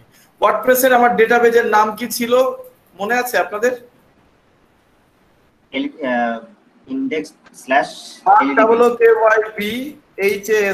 ROKYPHASH_LEDP, তাই না? আর পাসওয়ার্ড যেটি সেটি আমরা ওই যে পাসওয়ার্ড কপিয়ার থেকে নিয়েছিলাম সেটি আমার ডেটাবেস হোস্ট লোকাল হোস্টেই থাক, কোনো ইস্যু নেই। টেবিল প্রিফিক্স WP থাক, কোনো ইস্যু নেই। বা WP রে আমি এখানে চেঞ্জ করে দিতে পারি, তবে WP রাখি, বেসিক রাখি, দিয়ে সাবমিট করে। এখন দেখেন error database connection কি হয়েছে? Are you sure the correct user name and password? Are you sure type correct host name? User নেমটা ভুলে যাবে। ইউজার নেমটা ইনডেক্স একটা হওয়ার কথা ছিল না? ও ইয়েস, ডেটাবেস নেম ছিল ROKYPHASH ROKYPHASH_user, তাই না? এরকম ছিল ইউজার নেম। এই যে ইউজার দেখেন ROKYPHASH_user, আর আমার ডেটাবেস ছিল ROKYPHASH_LEDP। ভুল করেছি, LEDP দিয়েছি, ইউজারের শুধু ইউজার দিয়েছিলাম, ভুল হয়ে গিয়েছিল, তার কারণে নেয়নি। এবার নেওয়া উচিত, নিয়েছে, তাই না? দেখেন ডেটাবেস খুঁজে পেয়ে গিয়েছে, দ্যাটস ওয়াই সে সামনে চলে গেল। এবার রান দা ইনস্টলেশন। এখন দেখেন তো আপনারা ওই যে ওয়ার্ডপ্রেস যা যা করেছিলেন সেগুলোতে চলে এসেছে না? মনে আছে আপনারা কি কি করেছিলেন? প্রথমে সাইট টাইটেল দিছিলাম ভাইয়া, পরে ইউজারনেম দিছিলাম।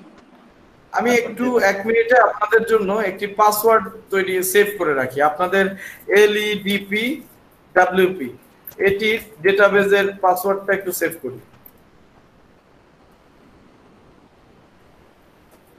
তাহলে আবার ভুলে যাব, কোথাও পেস্ট করে দিব আর অ্যাক্সেস করতে পারবো না। ওকে, এরপরে দেখেন আপনাদের সেই আগের মতো সাইটের টাইটেল দেয়া সবকিছু চলে এসেছে না? আপনারা সাইটের টাইটেল দিয়েছিলেন ওয়ার্ডপ্রেসে? আমি ওয়ার্ডপ্রেসের সাইটের টাইটেল দিচ্ছি এখানে LEDP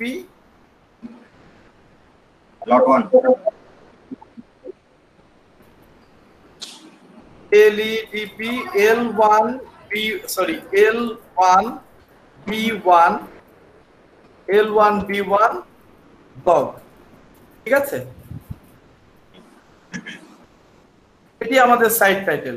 এখানে একটি ইউজার নেম দিতে হবে, আমরা ইউজার নেম দিই টেস্ট ইউজার। পাসওয়ার্ড এখানে যেটি আছে সেটি ব্যবহার করি। ইমেল অ্যাড্রেস চাই, তারা আমার ইমেল অ্যাড্রেস চাই, আমি আমার ইমেল অ্যাড্রেস একটি দিয়ে দিলাম। সার্চ ইঞ্জিন ভিজিবিলিটি আমরা ডিসকারেজ করছি, কারণ আমি চাই না যে এই সাইটটি সার্চ ইঞ্জিনে চলে যাক। তবে আপনারা যেহেতু যদি কেউ নতুন ইনস্টল করেন তারা অবশ্যই আমাদের সার্চ ইঞ্জিন ভিজিবিলিটিটা ইনেবল করে দিবেন, ঠিক আছে? অর্থাৎ এখানে চেক মার্ক দিবেন। এটি যেহেতু আমার টেস্ট সাইট এবং আমার পার্সোনাল সাইটের মধ্যে আমরা ইনস্টল করছি, দ্যাটস ওয়াই আমি এটি ডিসকারেজ করছি। সার্চ ইঞ্জিন যেন এটিকে না কাউন্ট করে। ইনস্টল ওয়ার্ডপ্রেস বাটনটি প্রেস করলেই আমার ওয়ার্ডপ্রেস তৈরি হয়ে যাবে। আমার এখানে আমি টেস্ট ইউজার এবং আমার পাসওয়ার্ড সেভ করে নিয়েছি, সেই সাথে আমার এখানেও পাসওয়ার্ডটি সেভ করে রাখলাম। Test user your chosen password, log in করতে বলছে এখন। আচ্ছা বলেন তো, আমি যদি এই ইউজারে লগ ইন করতে চাই, আমার সাইট থেকে কিভাবে লগ ইন করবো? কেউ একটু ইউআরএল বলতে পারেন যে কোন ইউআরএল দিয়ে আমার ওয়ার্ডপ্রেসে লগ ইন করতে হবে? ভাইয়া আপনার নেমটা /wp, আমার নাম, তাহলে আমার নাম রকিব রকি, মানে আপনার মানে ওয়েবসাইট নেমটা আর কি, তারপরে ডোমেইন নেম, তাহলে rokibrokky.info, তারপরে হচ্ছে wp/admin -admin, তাই না? wp-admin, wp-admin, হ্যাঁ। তারপরে এলইডিপিটা তো মনে দিতে লাগে, যেটা পরে home। এক্স্যাক্টলি, আপনারা এই ভুলটি করবেন বলেই আপনাকে কোয়েশ্চেন করেছিলাম। তাহলে রকিব রকির পরে এলইডিপি, তারপরে যে wp-admin, না হলে সে কোনো কিছু খুঁজে পাবে না, কারণ আমার সাইটে তো ওয়ার্ডপ্রেস ইনস্টল করা নেই। তাহলে দেখেন এখন সে এলইডিপির wp-admin প্যানেলে লগ ইন করবে। সো আমার এখানে টেস্ট ইউজার এবং পাসওয়ার্ড দেওয়া আছে, লগ ইন দিলেই লগ ইন হয়ে যাবে। এখন আপনারা প্রিমিয়াম যেই ওয়ার্ডপ্রেসের যে আমাদের যে প্রফেশনাল ব্যাক অ্যাডমিন প্যানেল থাকে সেটি দেখতে পাবেন। দেখেন, আপনারা যা দেখেছিলেন তার থেকে কি আসলে কোনো কিছু পরিমার্জন আছে? দেখেন তো, না ভাইয়া, একদম সেম না?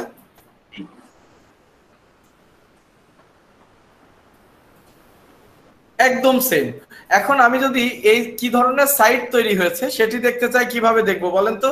এই যে ব্যাকএন্ড আমি যেটি দেখছি, এটির ফ্রন্ট এন্ড দেখবো কিভাবে? কে বলতে পারেন? wp পর আগে থেকে না ভাই, একদম এটা হচ্ছে এলইডিপি, একদম এলইডিপি শুধু এইটাই। এই ব্লকটি তৈরি হয়ে গিয়েছে, তাই না? এবং আমরা যদি চাই এখান থেকে একটু থিম চেঞ্জ করতে হলে, তাহলে কি অ্যাপিয়ারেন্স থেকে থিমে, তাই না?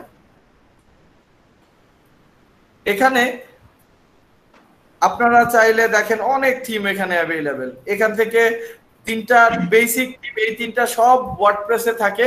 একটি হচ্ছে 2017, 2019, 2020 মনে হয়, 2020টি অ্যাক্টিভ আছে আমার, এটি আছে একটি। তা যদি না হয় আপনি নতুন থিম অ্যাড করতে পারেন। সেক্ষেত্রে আমরা যে প্রিমিয়াম থিম কিনতে পারি, কিনে সেটি আপলোড করতে পারি।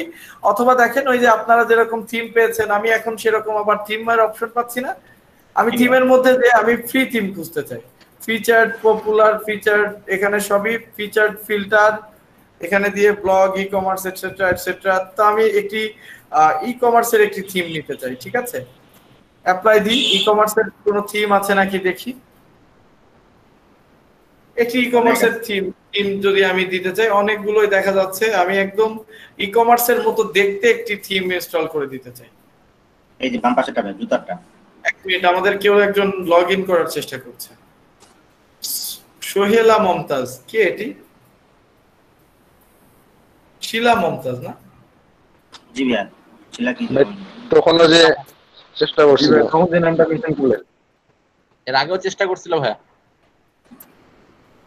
Her name is Sheila. জি ভাইয়া।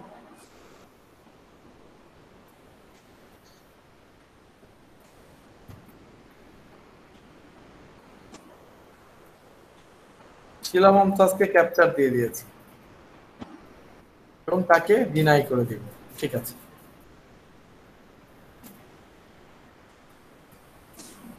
আচ্ছা, তাহলে আমরা যেখানে ছিলাম ফেরত যাই। এখান থেকে আমরা একটি ই কমার্স সেটআপ করি, ই কমার্সের একটি থিম নিতে চাই। ওকে, আমার কাছে এখন পর্যন্ত যা দেখলাম, এখন পর্যন্ত ভালো কোনো থিম পছন্দ হয়নি। ইজি ফন্ট, তাই না? ইনস্টল করে, ঠিক আছে, ইজি ফন্ট ইনস্টল করে দিলাম। ইজি ফন্ট ইনস্টল করে দিলাম। তাহলে এই থিমটা ইনস্টল হচ্ছে কোথায়? আমার ওয়ার্ডপ্রেসের মধ্যে ইনস্টল হয়ে গেছে। এবার শুধু ইনস্টল করলেই হবে না, অ্যাক্টিভেট করতে হবে। ইনস্টল করার পরে কি করতে হবে? অ্যাক্টিভেট করতে হবে, তাই না? এখন আমার ফন্টটি ইনস্টল হয়েছে, অ্যাক্টিভেট হয়েছে। এখন আমি যদি রিফ্রেশ দিই, দেখেন এখানকার চেহারা একটু পাল্টে যাবে। পাল্টে গেছে না? একটু কিন্তু পাল্টে গেল, তাই না? এখনো আমার কি ই কমার্স তৈরি হয়েছে? দেখেন তো। না না, আমার কিন্তু থিম ইনস্টল করা ই কমার্সের, কিন্তু এটি কিন্তু কোনো ই কমার্স তৈরি হয় নাই। আপনাদেরকে আরেকটু আজকে কষ্ট দিয়েই দিই, কারণ এটি নিয়ে আর কখনো পরে কথা বলা হবে কিনা আমি নট শিওর। সো আমি এখন একটি ই কমার্স তৈরি করতে চাই। আমার থিম যেহেতু ই কমার্সের দিয়ে, আমি তো ই কমার্স তৈরি করারই চেষ্টা করব, তাই না? ই কমার্স করার জন্য আমাদের প্লাগইনে যেতে হবে, যেই অপশনটি আমরা ফ্রি আমাদের যে ওয়ার্ডপ্রেস ছিল সেখানে ব্যবহার করতে পারিনি। এখানে আপনি বলছেন একটা প্লাগইনের নাম খুব ইউজ হয়, আমরা ইনস্টল করতে চাই প্লাগইন। তো প্লাগইনে আসলাম, এখানে অনেকগুলো প্লাগইন আছে দেখেন। যেমন অ্যাকিশমেটের কথা আমরা আগেই বলেছি, আমি অ্যাকিশমেট সবসময় অ্যাক্টিভ করতে সাজেস্ট করি যে যখনই আসবে অ্যাকিশমেটটি ইনস্টল করে দিবেন। সো এখানে অ্যাকিশমেট আবার তাদের আরো কিছু সেটিং এ নিয়ে যেতে চাই। আমি আপাতত সেটিং করছি না, আমি অ্যাকিশমেট ইনস্টল করে দিচ্ছি। অ্যাকিশমেটের আমার ইনস্টলেশন শেষ, আই মিন অ্যাক্টিভ হয়ে গেছে। এরপরে হলিডলি আরেকটি প্লাগইন, যেটি বিভিন্ন ধরনের আমাদের স্প্যাম ওয়ার্ড বা স্ল্যাং ওয়ার্ড এগুলা থেকে সেভ করে। হলিডলিও সবাই অ্যাক্টিভ করার সাজেশন দেয়, বা আমি নিজেও হলিডলি অ্যাক্টিভ করি। এই দুটি সবসময় থাকবে। এরপরে যে আমি যেটি অ্যাড করতে চাই, তো এখানে দেখেন আমার অ্যাকিশমেটের অ্যাকাউন্ট কিন্তু এখনো সেট আপ হয় নাই। তো আমি পরে সেট আপ করতে পারি আমরা পছন্দ মতো সময় করব। আমি চাচ্ছি WooCommerce অ্যাড করতে, যেহেতু আমরা একটি ই কমার্স দেখতে চাই। তো WooCommerce-এর এই প্লাগইনটি আমরা অ্যাড করে দেব। ইনস্টল করে দিচ্ছি আমি ডিরেক্টলি এখান থেকে। প্লাগইনে আসলাম, অ্যাড প্লাগইনে গেলাম, WooCommerce সার্চ করলাম, ইনস্টলিং বা ইনস্টলেশন দিচ্ছি।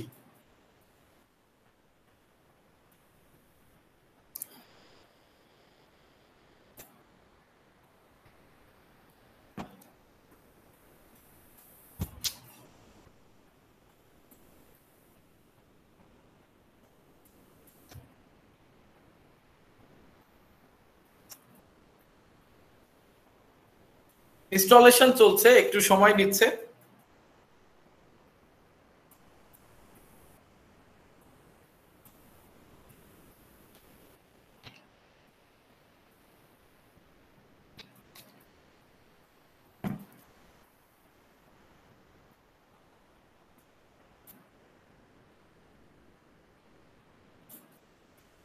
আপনারা কি আছেন না কেউ নাই আমার সাথে?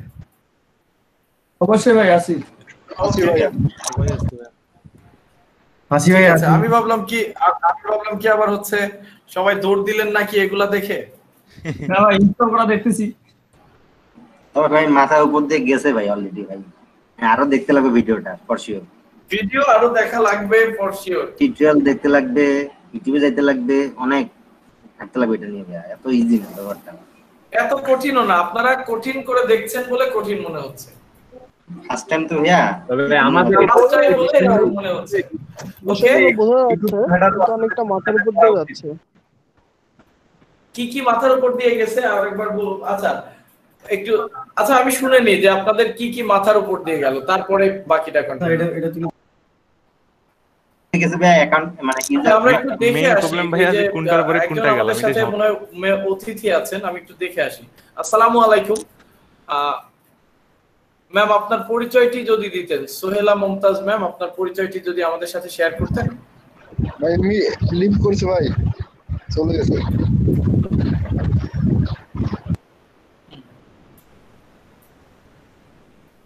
বাকি কোথা থেকে আসতেছে এগুলা? আচ্ছা যা হোক, আসুক। তাহলে কার কার মাথার উপর দিয়ে কি কি গেল? একদম সহজ কথা যদি বলি, কন্ট্রোল প্যানেল নিয়ে কারোর কোনো ইস্যু আছে? কন্ট্রোল প্যানেলে কন্ট্রোল প্যানেল নিয়ে, সি প্যানেল নিয়ে।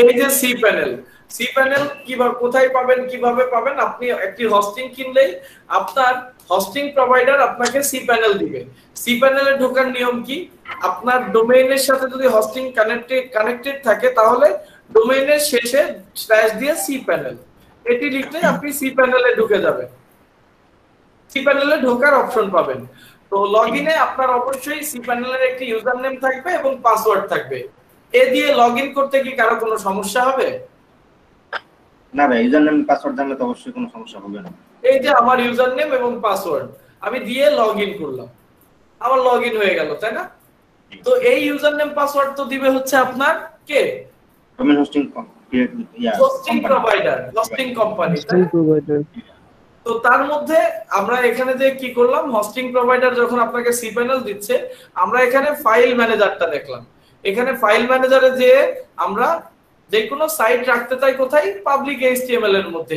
এটা কারো কোনো সমস্যা আছে অথবা www অথবা www ফোল্ডার থাকতে পারে সেটা কিন্তু আমার এখানে নেই থাকতে পারে তাই না তো এখানে কি কোনো সমস্যা আছে কারো দেখেন এ পর্যন্ত কারো থাকার কথা না তারপরে যে আমরা কি করলাম আমাদের এখানে আমরা ফোল্ডার যা ক্রিয়েট করতে চাই করতে পারি তারপরে আমরা এখান থেকে যখন আমাদের ফোল্ডার আছে বা আমার সাইটের ইনফো তথ্য আছে সেটি আমি এখানে আপলোড করে দিতে পারি না যে কোনো দেখেন যে কোনো ফাইলে আমরা যেরকম এখানে আমাদের এলইডিপির ফোল্ডারে কি করলাম আমাদের এলইডিপির ফোল্ডারে কি করলাম আমরা ওয়ার্ডপ্রেসের যে ফাইলটি আপলোড করে দিলাম তাই না এই এলইডিপি ফোল্ডারের মধ্যে ওয়ার্ডপ্রেসের ফোল্ডার জিপ ফাইলটি আপলোড করে দিলাম করে দিয়ে এখানে আনজিপ করলাম এই জিপ আনজিপ করা কি খুব কঠিন নাকি কিছু না ভাই এগুলো কঠিন না এই পর্যন্ত যখন হয়ে গেল এরপরে আমরা এখান থেকে কোথায় চলে গেলাম ফন্ট ইন্ডে চলে গেলাম যে rokibrocky.info/ledp দিয়ে আমার যেই ফন্ট ইন সেখানে গেলেই আমাদের ওয়ার্ডপ্রেসের সেটআপ অপশন আসলো ওয়ার্ডপ্রেসের সেটআপের ক্ষেত্রে প্রথমে ল্যাঙ্গুয়েজ সিলেক্ট করলাম তারপরে সামনে যেই দেখলাম যে ডেটাবেস তৈরি করতে হবে ডেটাবেস তৈরি করার জন্য আমি আবার কন্ট্রোল প্যানেলে চলে গেলাম কন্ট্রোল প্যানেলে যে MySQL ডেটাবেজের মধ্যে ঢোকার পরে এখানে আগে একটি নাম দিয়ে ক্রিয়েট ডেটাবেস এই বাটনটি ক্লিক করলাম তাহলে আমার ডেটাবেস তৈরি হয়ে গেল তারপরে আরেকটু নিচে নেমে এখানে ডেটাবেজের ইউজার নেম তৈরি করলাম এখানে আরেকবার মনে করেন আরেকটা নাম দিলাম এবং শক্ত পাসওয়ার্ড দিলাম আমি যেটি পাসওয়ার্ড জেনারেটর দিয়ে দিয়েছিলাম তাই না জেনারেট পাসওয়ার্ড বাটনটি ক্লিক করলাম জেনারেট পাসওয়ার্ড দিয়ে এই পাসওয়ার্ডটি আমরা কপি করে নিলাম নিয়ে এখানে দিয়ে দিলাম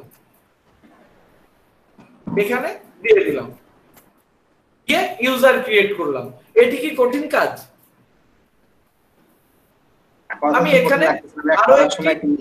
আমি এখন আরো একটি ইউজার ক্রিয়েট করলাম আপনাদের জন্য তো দিয়ে আমি যখন পাসওয়ার্ড এখানে আরেকটি ইউজার নেম ক্রিয়েট করলাম লাস্ট অপশন যাচ্ছি কোথায় এখান থেকে আমরা এই যে ইউজার তৈরি করলাম এই ইউজারকে ডেটাবেজের সাথে কানেক্ট করছি যেমন আমাদের লাস্ট ইউজার নতুন তৈরি করলাম এটি আমি এখন এলইডিপির ব্লগে যদি ইউজার নেম দিতে চাই এই ইউজার নেম দিয়ে অ্যাড করলে ইউজারটি অ্যাড হয়ে যাবে তাই না ইউজারটি আমি অ্যাড করে দিতে পারি তাহলে এলইডিপি ডেটাবেজের সাথে ইউজার নেম অ্যাড হয়ে গেল তখন আপনি যখন ডেটাবেজে যাবেন ইউজার এলইডিপি ওখান থেকে আপনি কি পাচ্ছেন এই দেখেন ওই ডেটাবেজের ইউজার নেম কি এবং ডেটাবেজের নাম কি এটি আপনি পেয়ে যাচ্ছেন না কোথা থেকে পাচ্ছেন MySQL থেকেই পাচ্ছেন দেখেন কোথা থেকে আমরা এটি পেয়েছিলাম আমরা যদি একটু উপরে উঠি এই যে এখানে আমার যে ডেটাবেজ আছে সেই ডেটাবেজ থেকে তাই না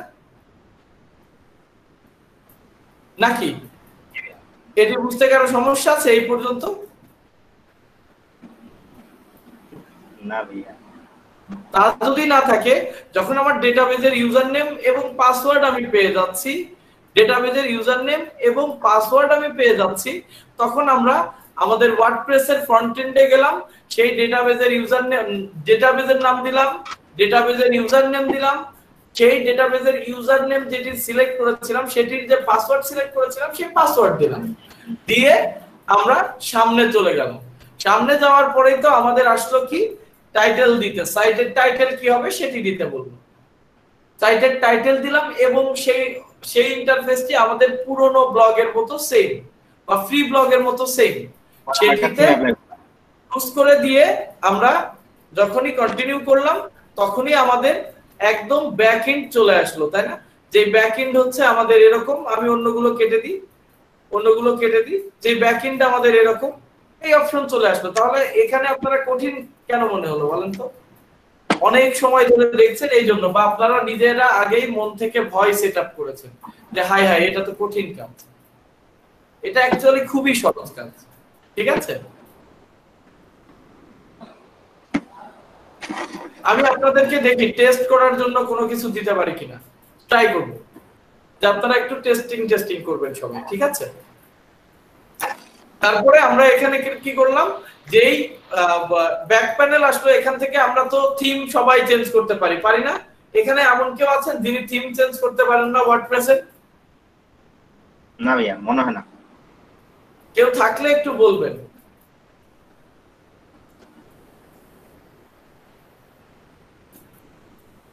আছেন কেউ? আচ্ছা, যেহেতু কথা বলছেন না আমি ধরে নিচ্ছি যে আপনারা কেউ নেই, একটু নয়েজটি মিউট করে নিন। তারপরে আমি ঠিক আছে, তারপরে আমি কি করলাম, এখান থেকে একটি থিম চেঞ্জ করলাম, যেই থিমটি ই কমার্সের। কারণ আমার মনে হলো যেহেতু আমরা ওয়ার্ডপ্রেসের বেসিক জানি, আজকে একটু নতুন জিনিস দেখে ফেলি ওয়ার্ডপ্রেস দেখার সময়। দ্যাটস ওয়াই আমি বললাম যে আপনারা একটা থিম চুজ করে ফেলেন, যেই থিমটি ই কমার্সের একটি থিম আমরা চুজ করে আসলাম। এখন থিম চুজ করে দেখলাম যে তাতে আমার চেহারার কোনো পরিবর্তন হয়নি, আসলে বিশেষ হয়েছে। এখন এই জন্য আমি চাইলাম যে ই কমার্সের রূপান্তর করা যায়। ই কমার্সের রূপান্তর করার জন্য আমরা প্লাগইনে যে অ্যাড নিউ প্লাগইনে আসলাম, সেখানে এসে সার্চ করলাম www দিয়ে সার্চ করলে ই কমার্স সামনে লাফ মেরে চলে আসে, সেটি ইনস্টল করেছি। এখনো কি অ্যাক্টিভ করেছি?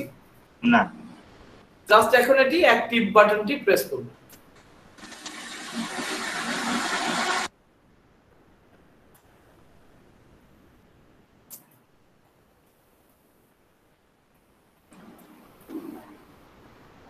Yes, please. Get your store up and running quickly with our new and improved setup experience. আমি এখান থেকে WooCommerce সেটআপে যেতে পারি অথবা নট রাইট নাও দিতে পারি। আমরা দেখি সেটআপে যে কি কি বলে তারা।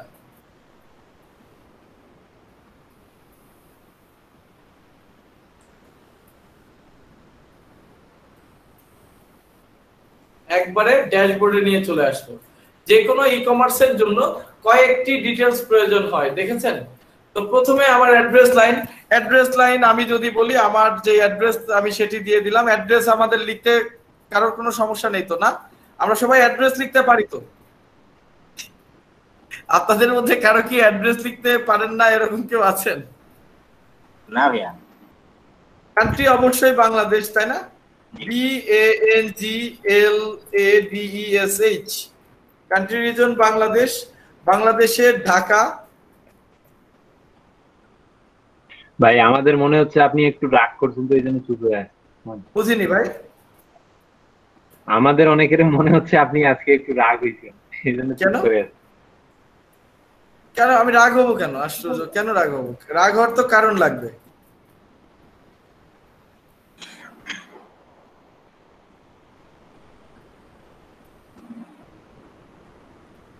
ঢাকা তারপরে বাংলাদেশ না?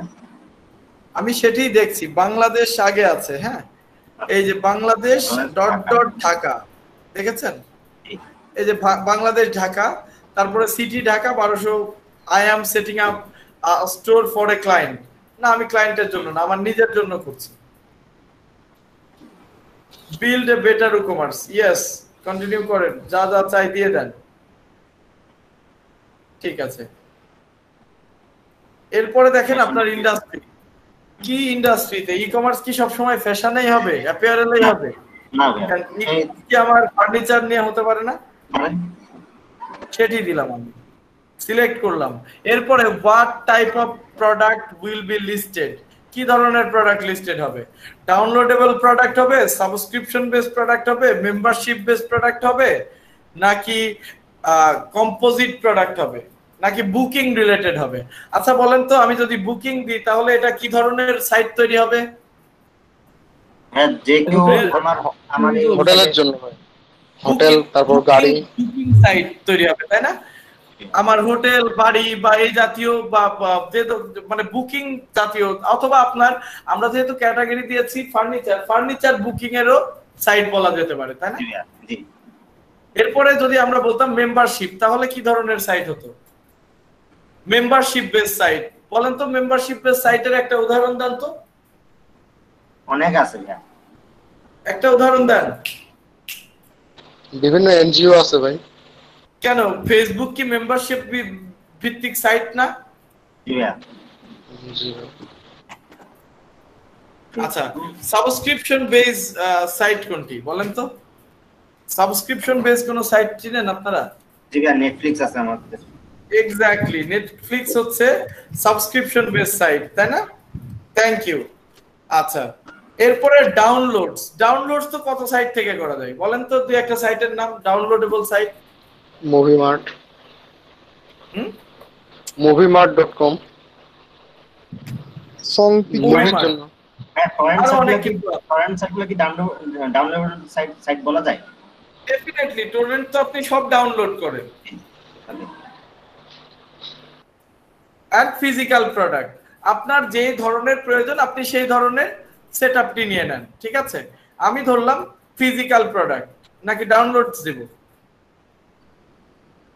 ফিজিক্যাল প্রোডাক্ট দিই, কোনটা দিব বলেন, আপনারা বলেন, সেটি দিয়ে যাব। ফিজিক্যাল থাক ভাই। ফিজিক্যাল প্রোডাক্ট নিন ভাই। ফিজিক্যাল প্রোডাক্ট মানে কি? যেগুলো এই যে আমরা সচরাচর ই-কমার্স দেখি, তাই না? জি ভাই। আচ্ছা, how many products do you plan to display? কতগুলো প্রোডাক্ট দেখাবেন? প্রথম পেজে 110। ও আচ্ছা, 1000 প্লাস। কারেন্টলি সেলিং এভরিওয়্যার, সব জায়গাতেই সেল করতেছেন? না, only Dhaka. Sorry, currently selling elsewhere, অন্য কোথাও কি সেল করছেন? আপনি অন্য কোনো প্ল্যাটফর্মে সেল করছেন? তো আমি বললাম যে না, আমি অন্য কোথাও সেল করছি না।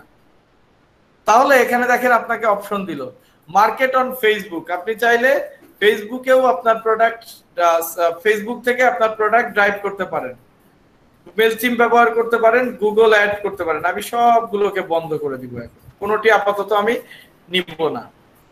এবার আসলো থিম চুজ করার সময়, all theme, paid theme, free theme. আমরা কি করব বলেন তো? নিশ্চয়ই পেড থিম ব্যবহার করব, তাই না? না, ফ্রি থিম। ফ্রি থিম দিয়ে আমরা চলে যাব। এখানে ফ্রি থিম কয়টা আছে দেখি। ডেলি নামে একটি ফ্রি থিম আছে, আমরা যেটি ইজি ফন্ট সেটি দিয়ে রেখেছিলাম। Continue with my active theme.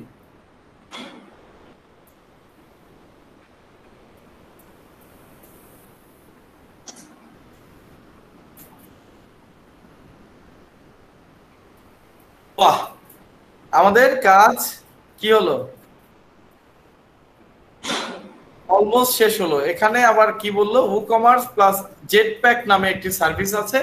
এই দুটি সার্ভিস একসাথে ব্যবহার করলে আপনি স্টোর ম্যানেজমেন্ট করতে পারবেন অন দ্য গোতে, অটোমেটেড সেলস ট্যাক্স হিসেব করতে পারবেন, ইমপ্রুভড সিকিউরিটি এবং স্পিড পাবেন।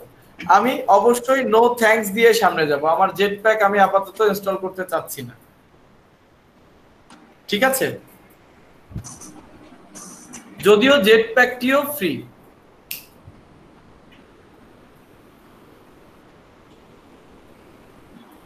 আমি নো থ্যাঙ্কস করে দিয়েছি। সামনে কি যাচ্ছে? সামনে চলে গেল, তাই না? Once complete your store, ready to launch. শেষ, আপনার একটা ই-কমার্স সাইট তৈরি শেষ। আমি এখন যদি rokibroki.info/ledp তে যাই, কি হবে বলেন তো? ই-কমার্স সাইট লঞ্চ হবে। একটা ই-কমার্স সাইট আমরা দেখতে পারবো আশা করি।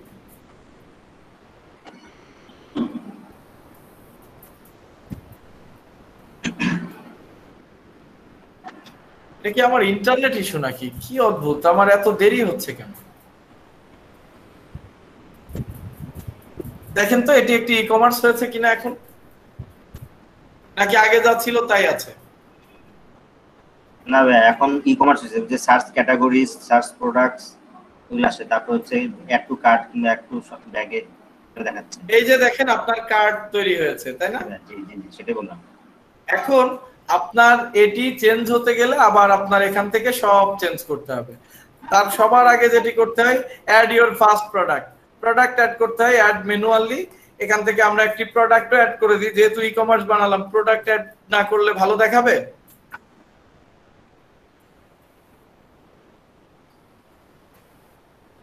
আমার মনে হয় নেট একটু স্লো হচ্ছে, যার কারণে আমাদের এখানটাতে বেশ প্রবলেম হচ্ছে। আমার এটি স্লো নাকি বুঝলাম না। আমার নেট মনে হয় একটু স্লো হচ্ছে। আচ্ছা, তাহলে প্রোডাক্ট অ্যাড করার ক্ষেত্রে শুরুতে কি করতে হবে? প্রোডাক্টের নাম দিতে হবে। দেখেন সব বলে বলে দিচ্ছে কিভাবে অ্যাড করতে হবে। এত বলে দেওয়ার পরে কি আমরা এইটুকু পড়ে পড়ে নিয়ে করতে পারবো না? খুব কঠিন হবে, চিন্তা করে দেখেন তো। আমরা প্রোডাক্টের নাম দিলাম LED P1 L1 P1 product, একটি প্রোডাক্টের নাম দিলাম, ঠিক আছে? প্রোডাক্টের নাম দিয়ে এবার প্রোডাক্টে অ্যাড মিডিয়া করতে বলছে। অ্যাড মিডিয়া বলতে আপনার প্রোডাক্টের যত ইমেজ বা ডেসক্রিপশন এগুলো আমরা এখানে দিতে পারি। সো আমি এখানে প্রোডাক্ট ডেসক্রিপশন এটি লিখে যাচ্ছে, PRODUCT, product DESCRIPTION, product description. এটি এই কথাটি আমি কয়েকবার লিখব, control A control C control V control V control V। Product description, বানান ভুল হয়েছে, ভুল আমার সুন্দর দৃষ্টিতে দেখবেন। দেওয়ার পরে এবার এই নিচে যদি আমি আসি, প্রোডাক্টের ডেটা বলছে, দেখেন এখানে sample product, group product, variable product, external বা অ্যাফিলিয়েট প্রোডাক্ট, যে কোনো ধরনের প্রোডাক্ট হলে আমি দিতে পারি। তো আমি এটি সিম্পল প্রোডাক্টই রাখছি। এটি ভার্চুয়াল যদি হয় তাহলে এখানে ক্লিক করতে হবে, ডাউনলোডেবল হলে ক্লিক করতে হবে। জেনারেলে যদি যাই, প্রোডাক্টের দাম কত? 100 টাকা। প্রোডাক্টের সেল প্রাইস কত? 90 টাকা, 10% ডিসকাউন্ট, ঠিক আছে? শিপিং এ যদি যাই, এখানে আপনাকে শিপিং ক্লাস অ্যাড করতে হবে।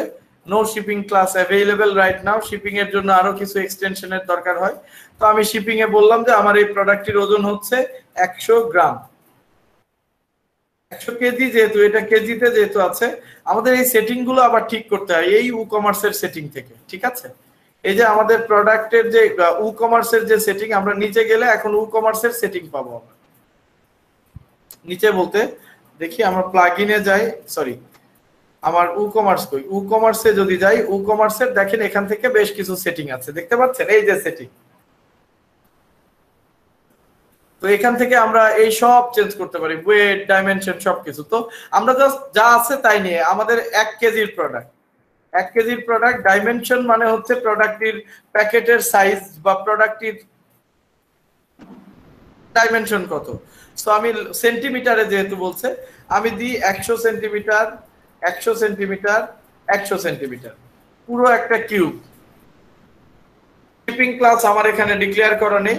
লিংক প্রোডাক্ট, এই প্রোডাক্টের সাথে যদি আরো কোনো প্রোডাক্ট থাকে, সেই প্রোডাক্টের আমরা অ্যাড করে দিতে পারি, আপসেল হিসেবে, ক্রস সেল হিসেবে লিংক করে রাখতে পারি। অর্থাৎ আমরা অনেক সময় দেখি না, একটা ক্যামেরার যদি কখনো কোনো ই কমার্সে যদি দেখি, তার সাথে কি কি লেন্স দরকার, তার সাথে কি কি অ্যাক্সেসরিজ দরকার, অটোমেটিক দেখায় না?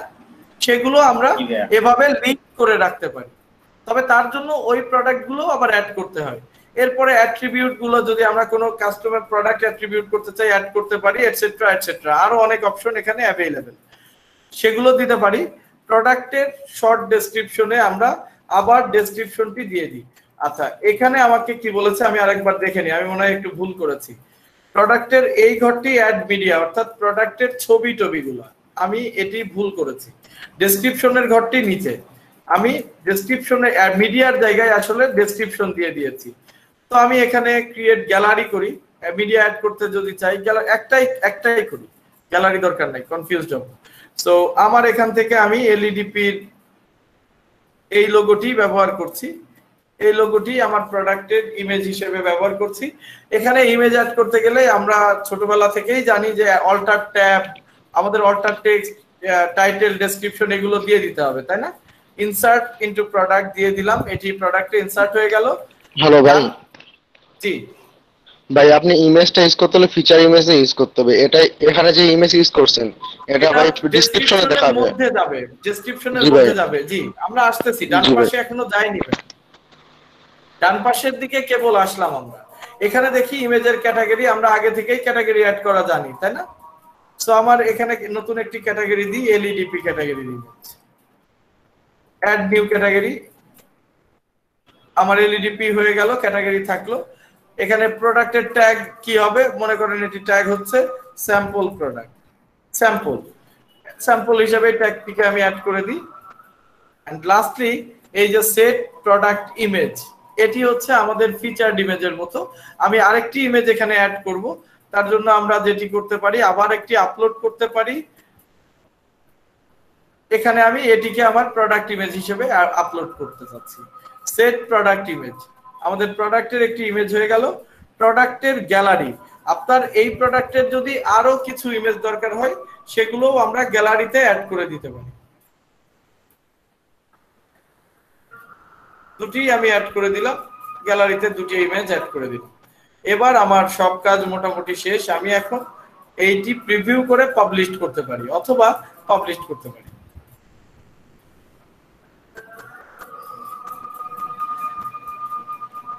পাবলিশ করে দিয়েছি আমার প্রথম প্রোডাক্ট। আমি এখন দেখতে চাই যে আমার প্রোডাক্টটি কোথায় গেল।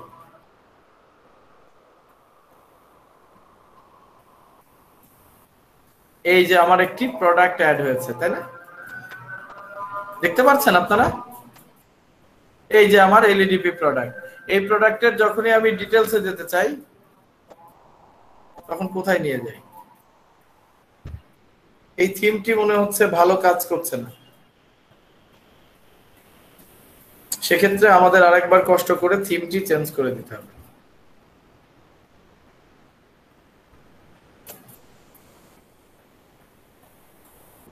অ্যাপিয়ারেন্সে লিভ করছি, আমার এখানে প্রোডাক্ট আপ দেয়া শেষ।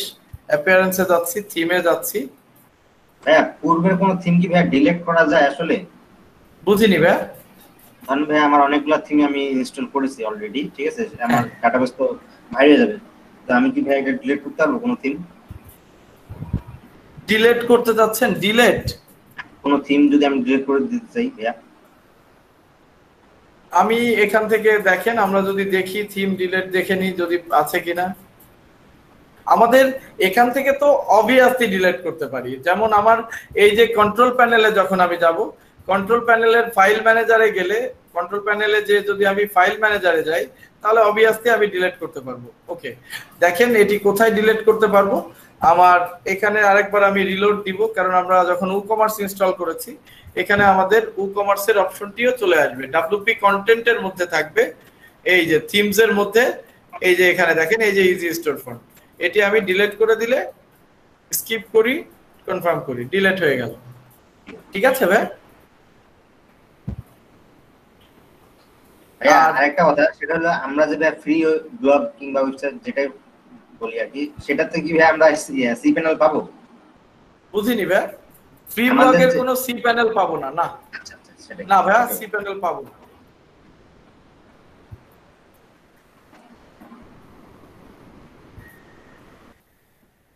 এটি দেখি ইনস্টল করে এটি কেমন।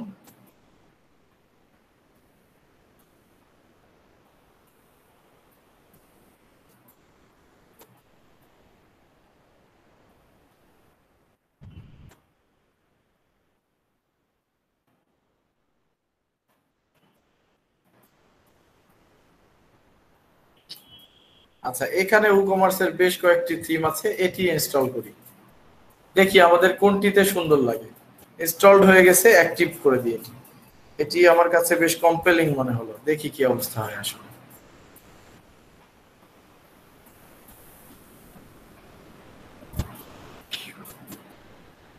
খুব বেশি সুবিধা তো হচ্ছে না।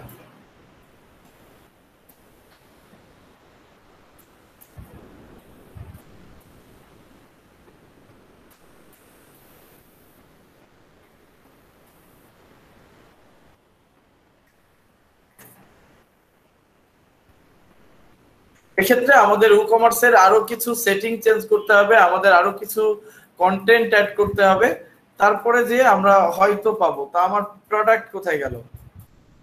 আনক্যাটাগরাইজ শপে যান ভাই, শপের মধ্যে শপের মধ্যে যাবে। হ্যাঁ, শপের মধ্যে থাকবে, ঠিক আছে।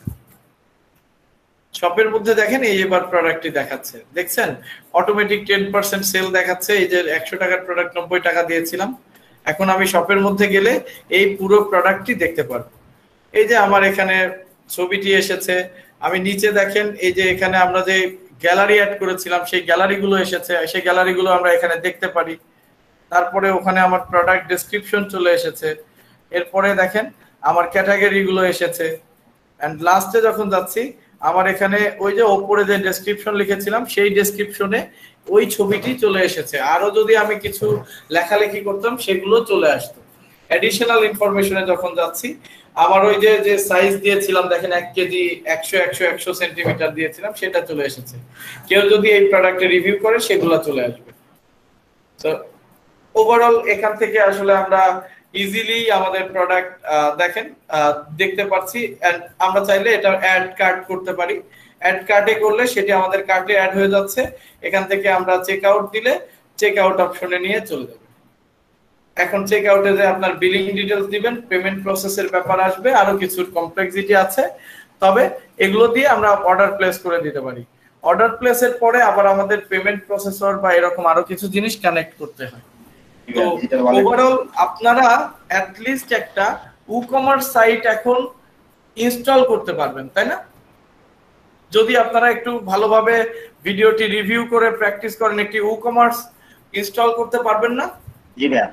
আর থিমের জন্য যদি কারো মনে হয় যে ওয়েবসাইট ডেভেলপ করতে হবে বা ই-কমার্স ডেভেলপ করতে হবে, আপনারা একটু কষ্ট করে ইনভাটো নামে একটি সাইট আছে, ইনভাটোর সাইটটিতে যেতে পারেন। এখানে সব ধরনের মোটামুটি থিম বা আমাদের যে ওয়েবসাইটের যদি কোনো কিছু লাগে এই জাতীয় জিনিসগুলো আমরা পেয়ে যাই। সেক্ষেত্রে আমরা ইনভাটো মার্কেটে যাব, গো টু ইনভাটো মার্কেট। এখানে যে আপনার প্রোগ্রাম লাগুক, অডিও লাগুক, ভিডিও লাগুক সব আছে। আপনি এখানে যান, এই যে থিম অ্যান্ড টেমপ্লেটের মধ্যে এখানে যে আপনি লেখেন ই-কমার্স UCOMME আর e-commerce responsive theme, e-commerce responsive theme দিয়ে সার্চ দেন, হাজার হাজার থিম চলে আসবে। এখান থেকে আপনি দেখেন, পছন্দ করেন, ডিজাইন নেন। দেখেন কত টাকা লাগে, বেশি টাকা লাগে? ম্যাক্সিমাম ক্ষেত্রে আমি দেখছি 35, 36, 36, একটা দেখলাম 69, একটা দেখলাম 70, 60, এরকম একটা দাম, তাই না?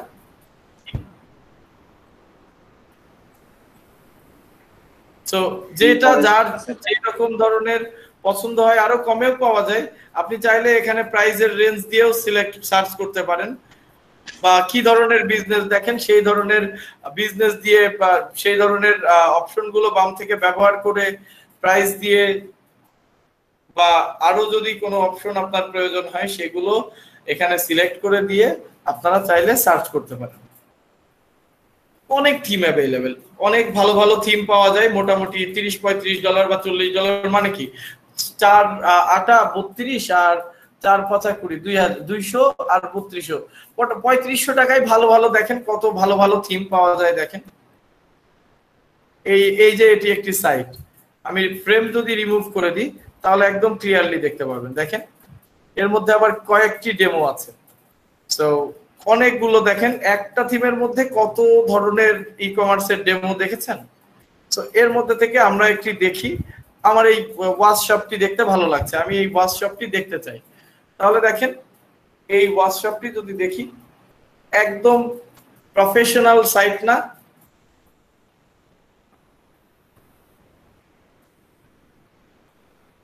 একদম প্রফেশনাল না দেখতে আপনাদের এই সাইটটি? জাস্ট এই থিমটি কিনে যদি আপনি ইনস্টল করে নেন তাহলে আপনার এরকম সাইট হয়ে যাবে।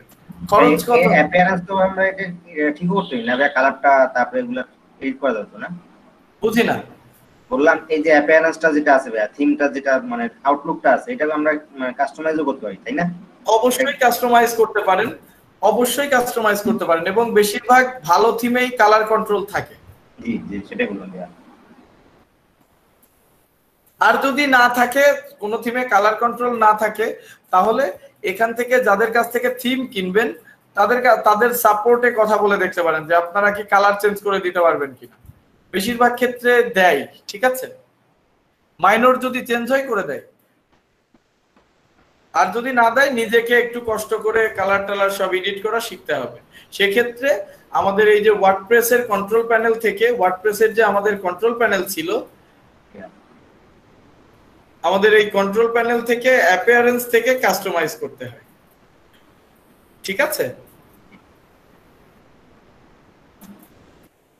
তাহলে আজকের ক্লাস এই পর্যন্তই থাক, আমরা জাস্ট একটু রিভিউ করে শেষ করে দিই।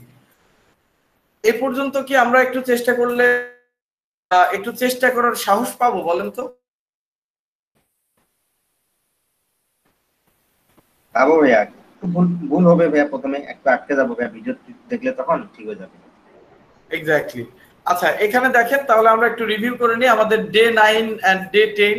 ডে 9 এরটা রিভিউ করি। ডে 9 10 এ আমাদের একটি কুইজের কথা বলা হয়েছে। তার 9 এ কি কি আছে? তাহলে introduction to WordPress, step for blog development, domain selection, hosting configuration, blog site develop by hosting application through cPanel। আমরা ব্লগ সাইট না, আমরা ই-কমার্স সাইট ডেভেলপ দেখেছি, তাই না? কারণ ব্লগ তো আমরা ফ্রি ব্লগেই দেখে এসেছিলাম। জি ভাইয়া। এরপরে cPanelটির একটি বেসিক ধারণা নিয়েছি, বা cPanel-এর আমরা কি ধারণা পেয়েছি, যে cPanel-এ আমরা কয়েকটি অংশে কাজ করা যায়। তার মধ্যে ফাইল ম্যানেজার বা ফাইলসের একটি সেগমেন্ট আছে, তারপরে আপনার ডেটাবেজের একটি সেগমেন্ট আছে যেখান থেকে আমরা ডেটাবেজ তৈরি করা দেখেছি। তারপরে ডোমেইন, এই যে ডিএনএস বা ডোমেইন যেটি বলছি, এখান থেকে আমরা ডোমেইনের বিভিন্ন কাজ করতে পারি, ডোমেইনের বেশ কিছু চেঞ্জ মেক করতে পারি। তো এটি এখন আপনাদের প্রয়োজন হবে না, ইমেল তৈরি করাটা শিখে না। আমি যদি রকিব রকি দিয়ে কোনো ইমেল ব্যবহার করতে চাই, তাহলে এই ইমেল অ্যাকাউন্টের মধ্যে এসে আমি অ্যাড নিউ ইমেল ইউজার করব। শুধু দেখেন, এই যে এখানে আসার পরে এই যে ক্রিয়েট অপশন আছে, এখান থেকে আমি যদি ক্রিয়েট দিই, একটা ইউজার নেম দিতে হবে। সে ফর এক্সাম্পল আমি যদি দিই ledp@rokibraki.info, এলইডিপি দিলেই তাহলে আমার কি হচ্ছে দেখেন, ledp@rokibraki.info নামে একটি ইমেল তৈরি হবে, তাই না? আর সেই ইমেলের পাসওয়ার্ড আমরা এখান থেকে সেট করতে পারবো, স্টোরেজ সেট করতে পারবো এন্ড সো অন। দিয়ে জাস্ট ক্রিয়েট বাটন প্রেস করলেই আমার এখানে যেরকম অনেকগুলো ইমেল আছে, দেখেন admin@rokibraki.info, hi@rokibraki.info, দুটি ইমেল আমার এখানে আছে, তাই না? এরকম আরেকটি ইমেল তৈরি হয়ে গেলে সেই ইমেলগুলো আমরা চেক করব কোথা থেকে? এই যে তৈরি হওয়ার পাশে ডান পাশে দেখেন চেক ইমেল, এখানে চেক ইমেলে চলে গেলেই আপনাকে একটা ওয়েব মেলে লগ ইন করাবে সে। অথবা আরেকভাবে লগ ইন করা যায়, rokibraki.info, rokibraki.info/webmail, এটি লিখলে আপনার ওয়েব মেলে নিয়ে চলে যাবে। এরপরে আপনি এখান থেকে আপনার ইমেলের অ্যাড্রেস দিবেন এবং পাসওয়ার্ড দিবেন। ইমেলের অ্যাড্রেস এবং পাসওয়ার্ড যদি আপনি দিয়ে দেন, তাহলেই আপনার ওয়েব মেলে ঢুকে যাবে। ওয়েব মেলটি কেমন হবে আমরা যদি এখানে দেখি,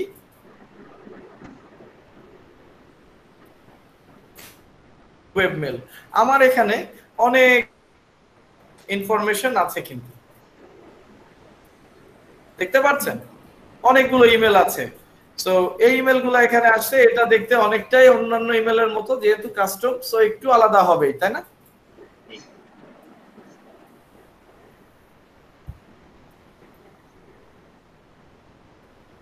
তাহলে ইমেলের অপশনগুলো এখানে cPanel-এর মধ্যে আছে। এর বাইরে যদি আমরা যাই, অ্যাপ্লিকেশনগুলো ইনস্টল করা যায় এখান থেকে। এই যে আমি ওয়ার্ডপ্রেস ইনস্টল করলাম ফোল্ডারের মধ্যে, আমি যদি বেজে ইনস্টল করতে চাইতাম তাহলে এখান থেকে ইনস্টল করা যেত। এখানে আরো অনেক দেখেন, আরো অনেকগুলো সিএমএস আছে বা স্ক্রিপ্ট আছে যেগুলো এখান থেকে ইনস্টল করা যায়। ক্যাটাগরি আছে, যে আপনি চাইলে ক্যাটাগরি ওয়াইজ আপনি প্রোগ্রাম এখান থেকে ইনস্টল করতে পারবেন।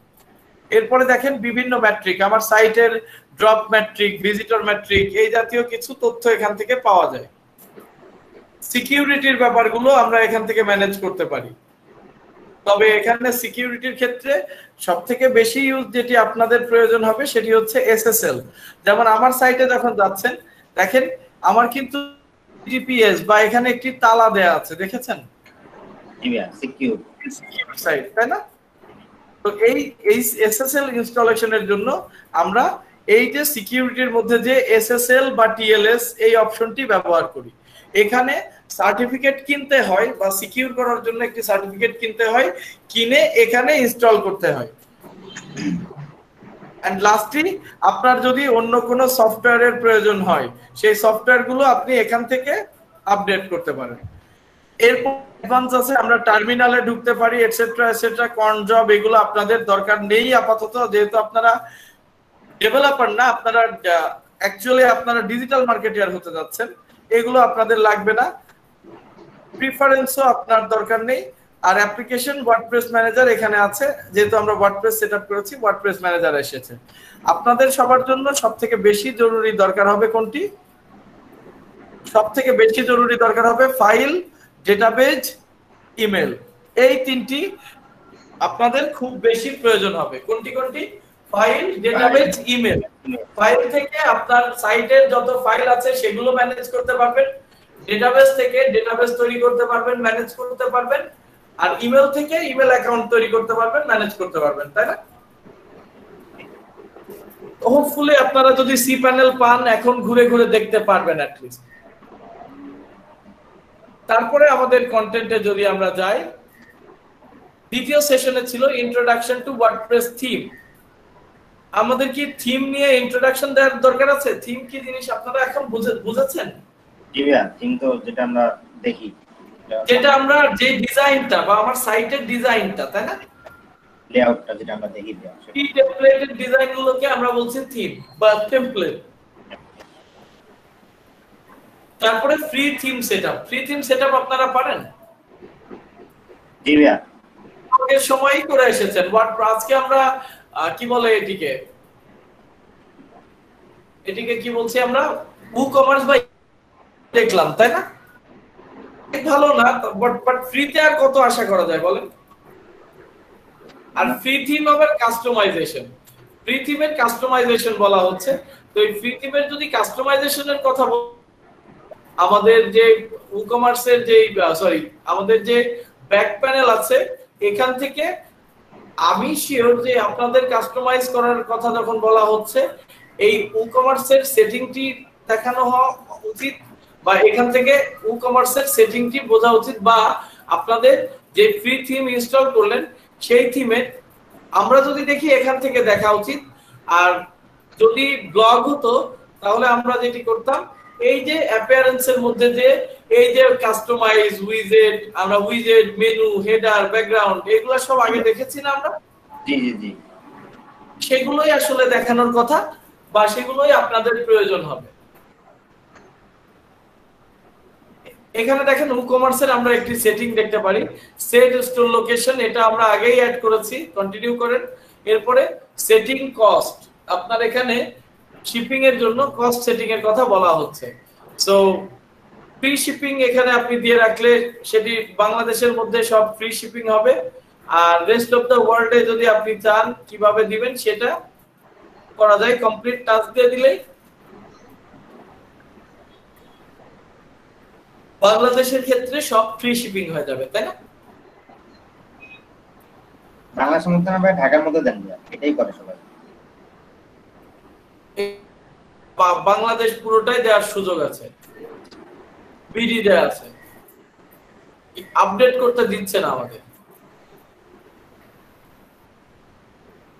আর এখানে আরো অনেক এক্সটেনশন লাগে। একটা প্রফেশনাল ই-কমার্স তৈরি করতে গেলে আরো কিছু এক্সটেনশন লাগে, যেগুলো যদি আমরা অ্যাড করি তাহলে দেখা যায় কি যে আমাদের পুরো ই-কমার্সটি একদম ফুললি ফাংশনাল হয়ে যায়। দেখেন আপনার এখানে যখন আপনারা ই-কমার্স সেটআপ করে এক্সটেনশনে আসবেন, এখান থেকে আপনারা বিভিন্ন ধরনের এক্সটেনশন পেয়ে যাবেন, বা যেই এক্সটেনশন গুলা অ্যাভেইলেবল বা প্রচুর ব্যবহার হয় সেগুলো আপনারা পেয়ে যাবেন। কুপন দেওয়ার জন্য কুপন, কুপন, স্মার্ট কুপন, এগুলো আবার পেড। একদম উপরে যদি যাই দেখেন Google analytics free, Google analytics setup করতে পারবেন। বাকিগুলো সব পেইড পেইড পেইড। আমরা যদি যাই ফ্রিতে, যদি যাই দেখি all extension, browse extension, ecommerce subscription, shipping. আমরা শুধু শিপিং এরটা দেখি, শিপিং এর অন্যান্য কিছু এক্সটেনশন দেখি। শিপিং ই-কমার্স শিপিং যেটি আছে এটি ডেফিনেটলি ফ্রি। শিপ স্টেশন আছে, আরো অনেক কিছু আছে। আমরা এখান থেকে দেখেন ফেডেক্স যদি ব্যবহার করতে চাই বা এরকম যদি কোনো পপুলার শিপিং ব্যবহার করতে চাই, যেমন ইউপিএসটাও পপুলার শিপ স্টেশন আরেকটি, এরকম যদি দেখি অনেকগুলোই আছে রেডি করা। এগুলো জাস্ট এক্সটেনশন ইনস্টল করে নিলেই কাজ করে। বাংলাদেশে অ্যারামেক্স अवेलेबल, তো এখান থেকে আপনি অ্যারামেক্স কে डायरेक्टली কানেক্ট করে ফেলতে পারেন। তাহলে আপনার এখানে কোনো অর্ডার আসলে অ্যারামেক্স জেনে যাবে। Looking for a ecommerce theme, এখানে স্টোর ফন্ট নামে আরেকটি ই-কমার্স থিমের কথা বলা হচ্ছে, দ্যাট সো অন। সো এই জাতীয় এক্সটেনশন গুলো যদি আমরা অ্যাড করি, এই জাতীয় এক্সটেনশন গুলো যদি অ্যাড করি, এক্সটেনশনের দাম $79 যদি আপনি ফেডেক্স এর এক্সটেনশন অ্যাড করতে চান। তো এখানে অনেক ধরনের ফ্রি এক্সটেনশনও अवेलेबल। এই যে ফ্রি দেখেছেন, ফ্রি এক্সটেনশন কি কি আছে দেখেন। ফেসবুক, যদি আপনি ই-কমার্সের সাথে যদি ফেসবুকের অফিশিয়াল প্লাগইন অ্যাড করতে চান। স্ট্রাইপ হচ্ছে পেমেন্ট প্রসেসিং, যে কোনো ধরনের মেজর ডেবিট বা ক্রেডিট কার্ড এখান থেকে প্রসেস করা যায়।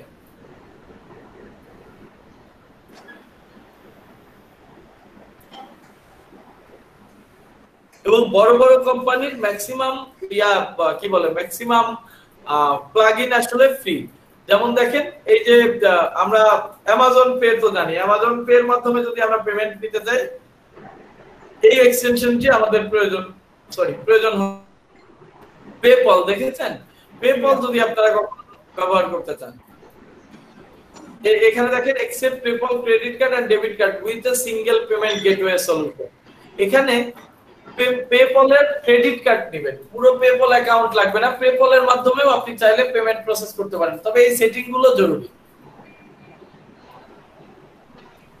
আরো অনেকগুলো দেখেন, অনেকগুলোই ফ্রিতে আছে, তাই না? And so on. আপনারা আরো অনেক কিছুই আসলে এখানে একটু এক্সপ্লোর করলে পেয়ে যাবেন, তবে এখন আপাতত দেখে রাখি, ভবিষ্যতে আপনারা করুন। আপনার ই-কমার্স সাইট করার ইচ্ছা থাকে, আমার মনে হয় যে এখন আপনারা অ্যাট লিস্ট বেসিক ম্যানেজমেন্টটা পারবেন ই-কমার্সে। ঠিক পারবো ভাইয়া, চেষ্টা করতে তো পারবেন নাকি? ঠিক আছে, তাহলে আজকের সেশন টোটালি এ পর্যন্ত।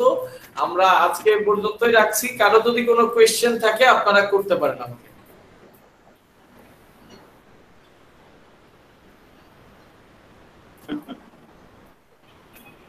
কারো কোনো কোয়েশ্চেন নেই, তাই তো? না ভাইয়া। কালকে তাহলে ভাইয়া ক্লাস হবে না নাকি কোনো মানে কুইজ হবে নাকি আবার কালকে? না না, কালকে কোনো কুইজ হবে না। আমরা আপাতত কুইজ আমি আপনাদের নিব না, কারণ আমি আপনাদের এত অ্যাসাইনমেন্ট দিচ্ছি, ওগুলো কুইজ আকারে আমি অ্যাড করতে পারবো। জি ভাইয়া, ওকে তাহলে ভাইয়া ঠিক আছে, ওকে ভাইয়া, তাহলে আল্লাহ হাফেজ ভাইয়া। আসসালামু আলাইকুম ভাই, তাহলে গেলাম। খোদা হাফেজ। ওয়ালাইকুম সালাম ভাই, খোদা হাফেজ, আল্লাহ হাফেজ, সবাই ভালো থাকবেন। আচ্ছা, আসসালামু আলাইকুম। ভিডিওটা ভিডিওটা স্টপ করেন।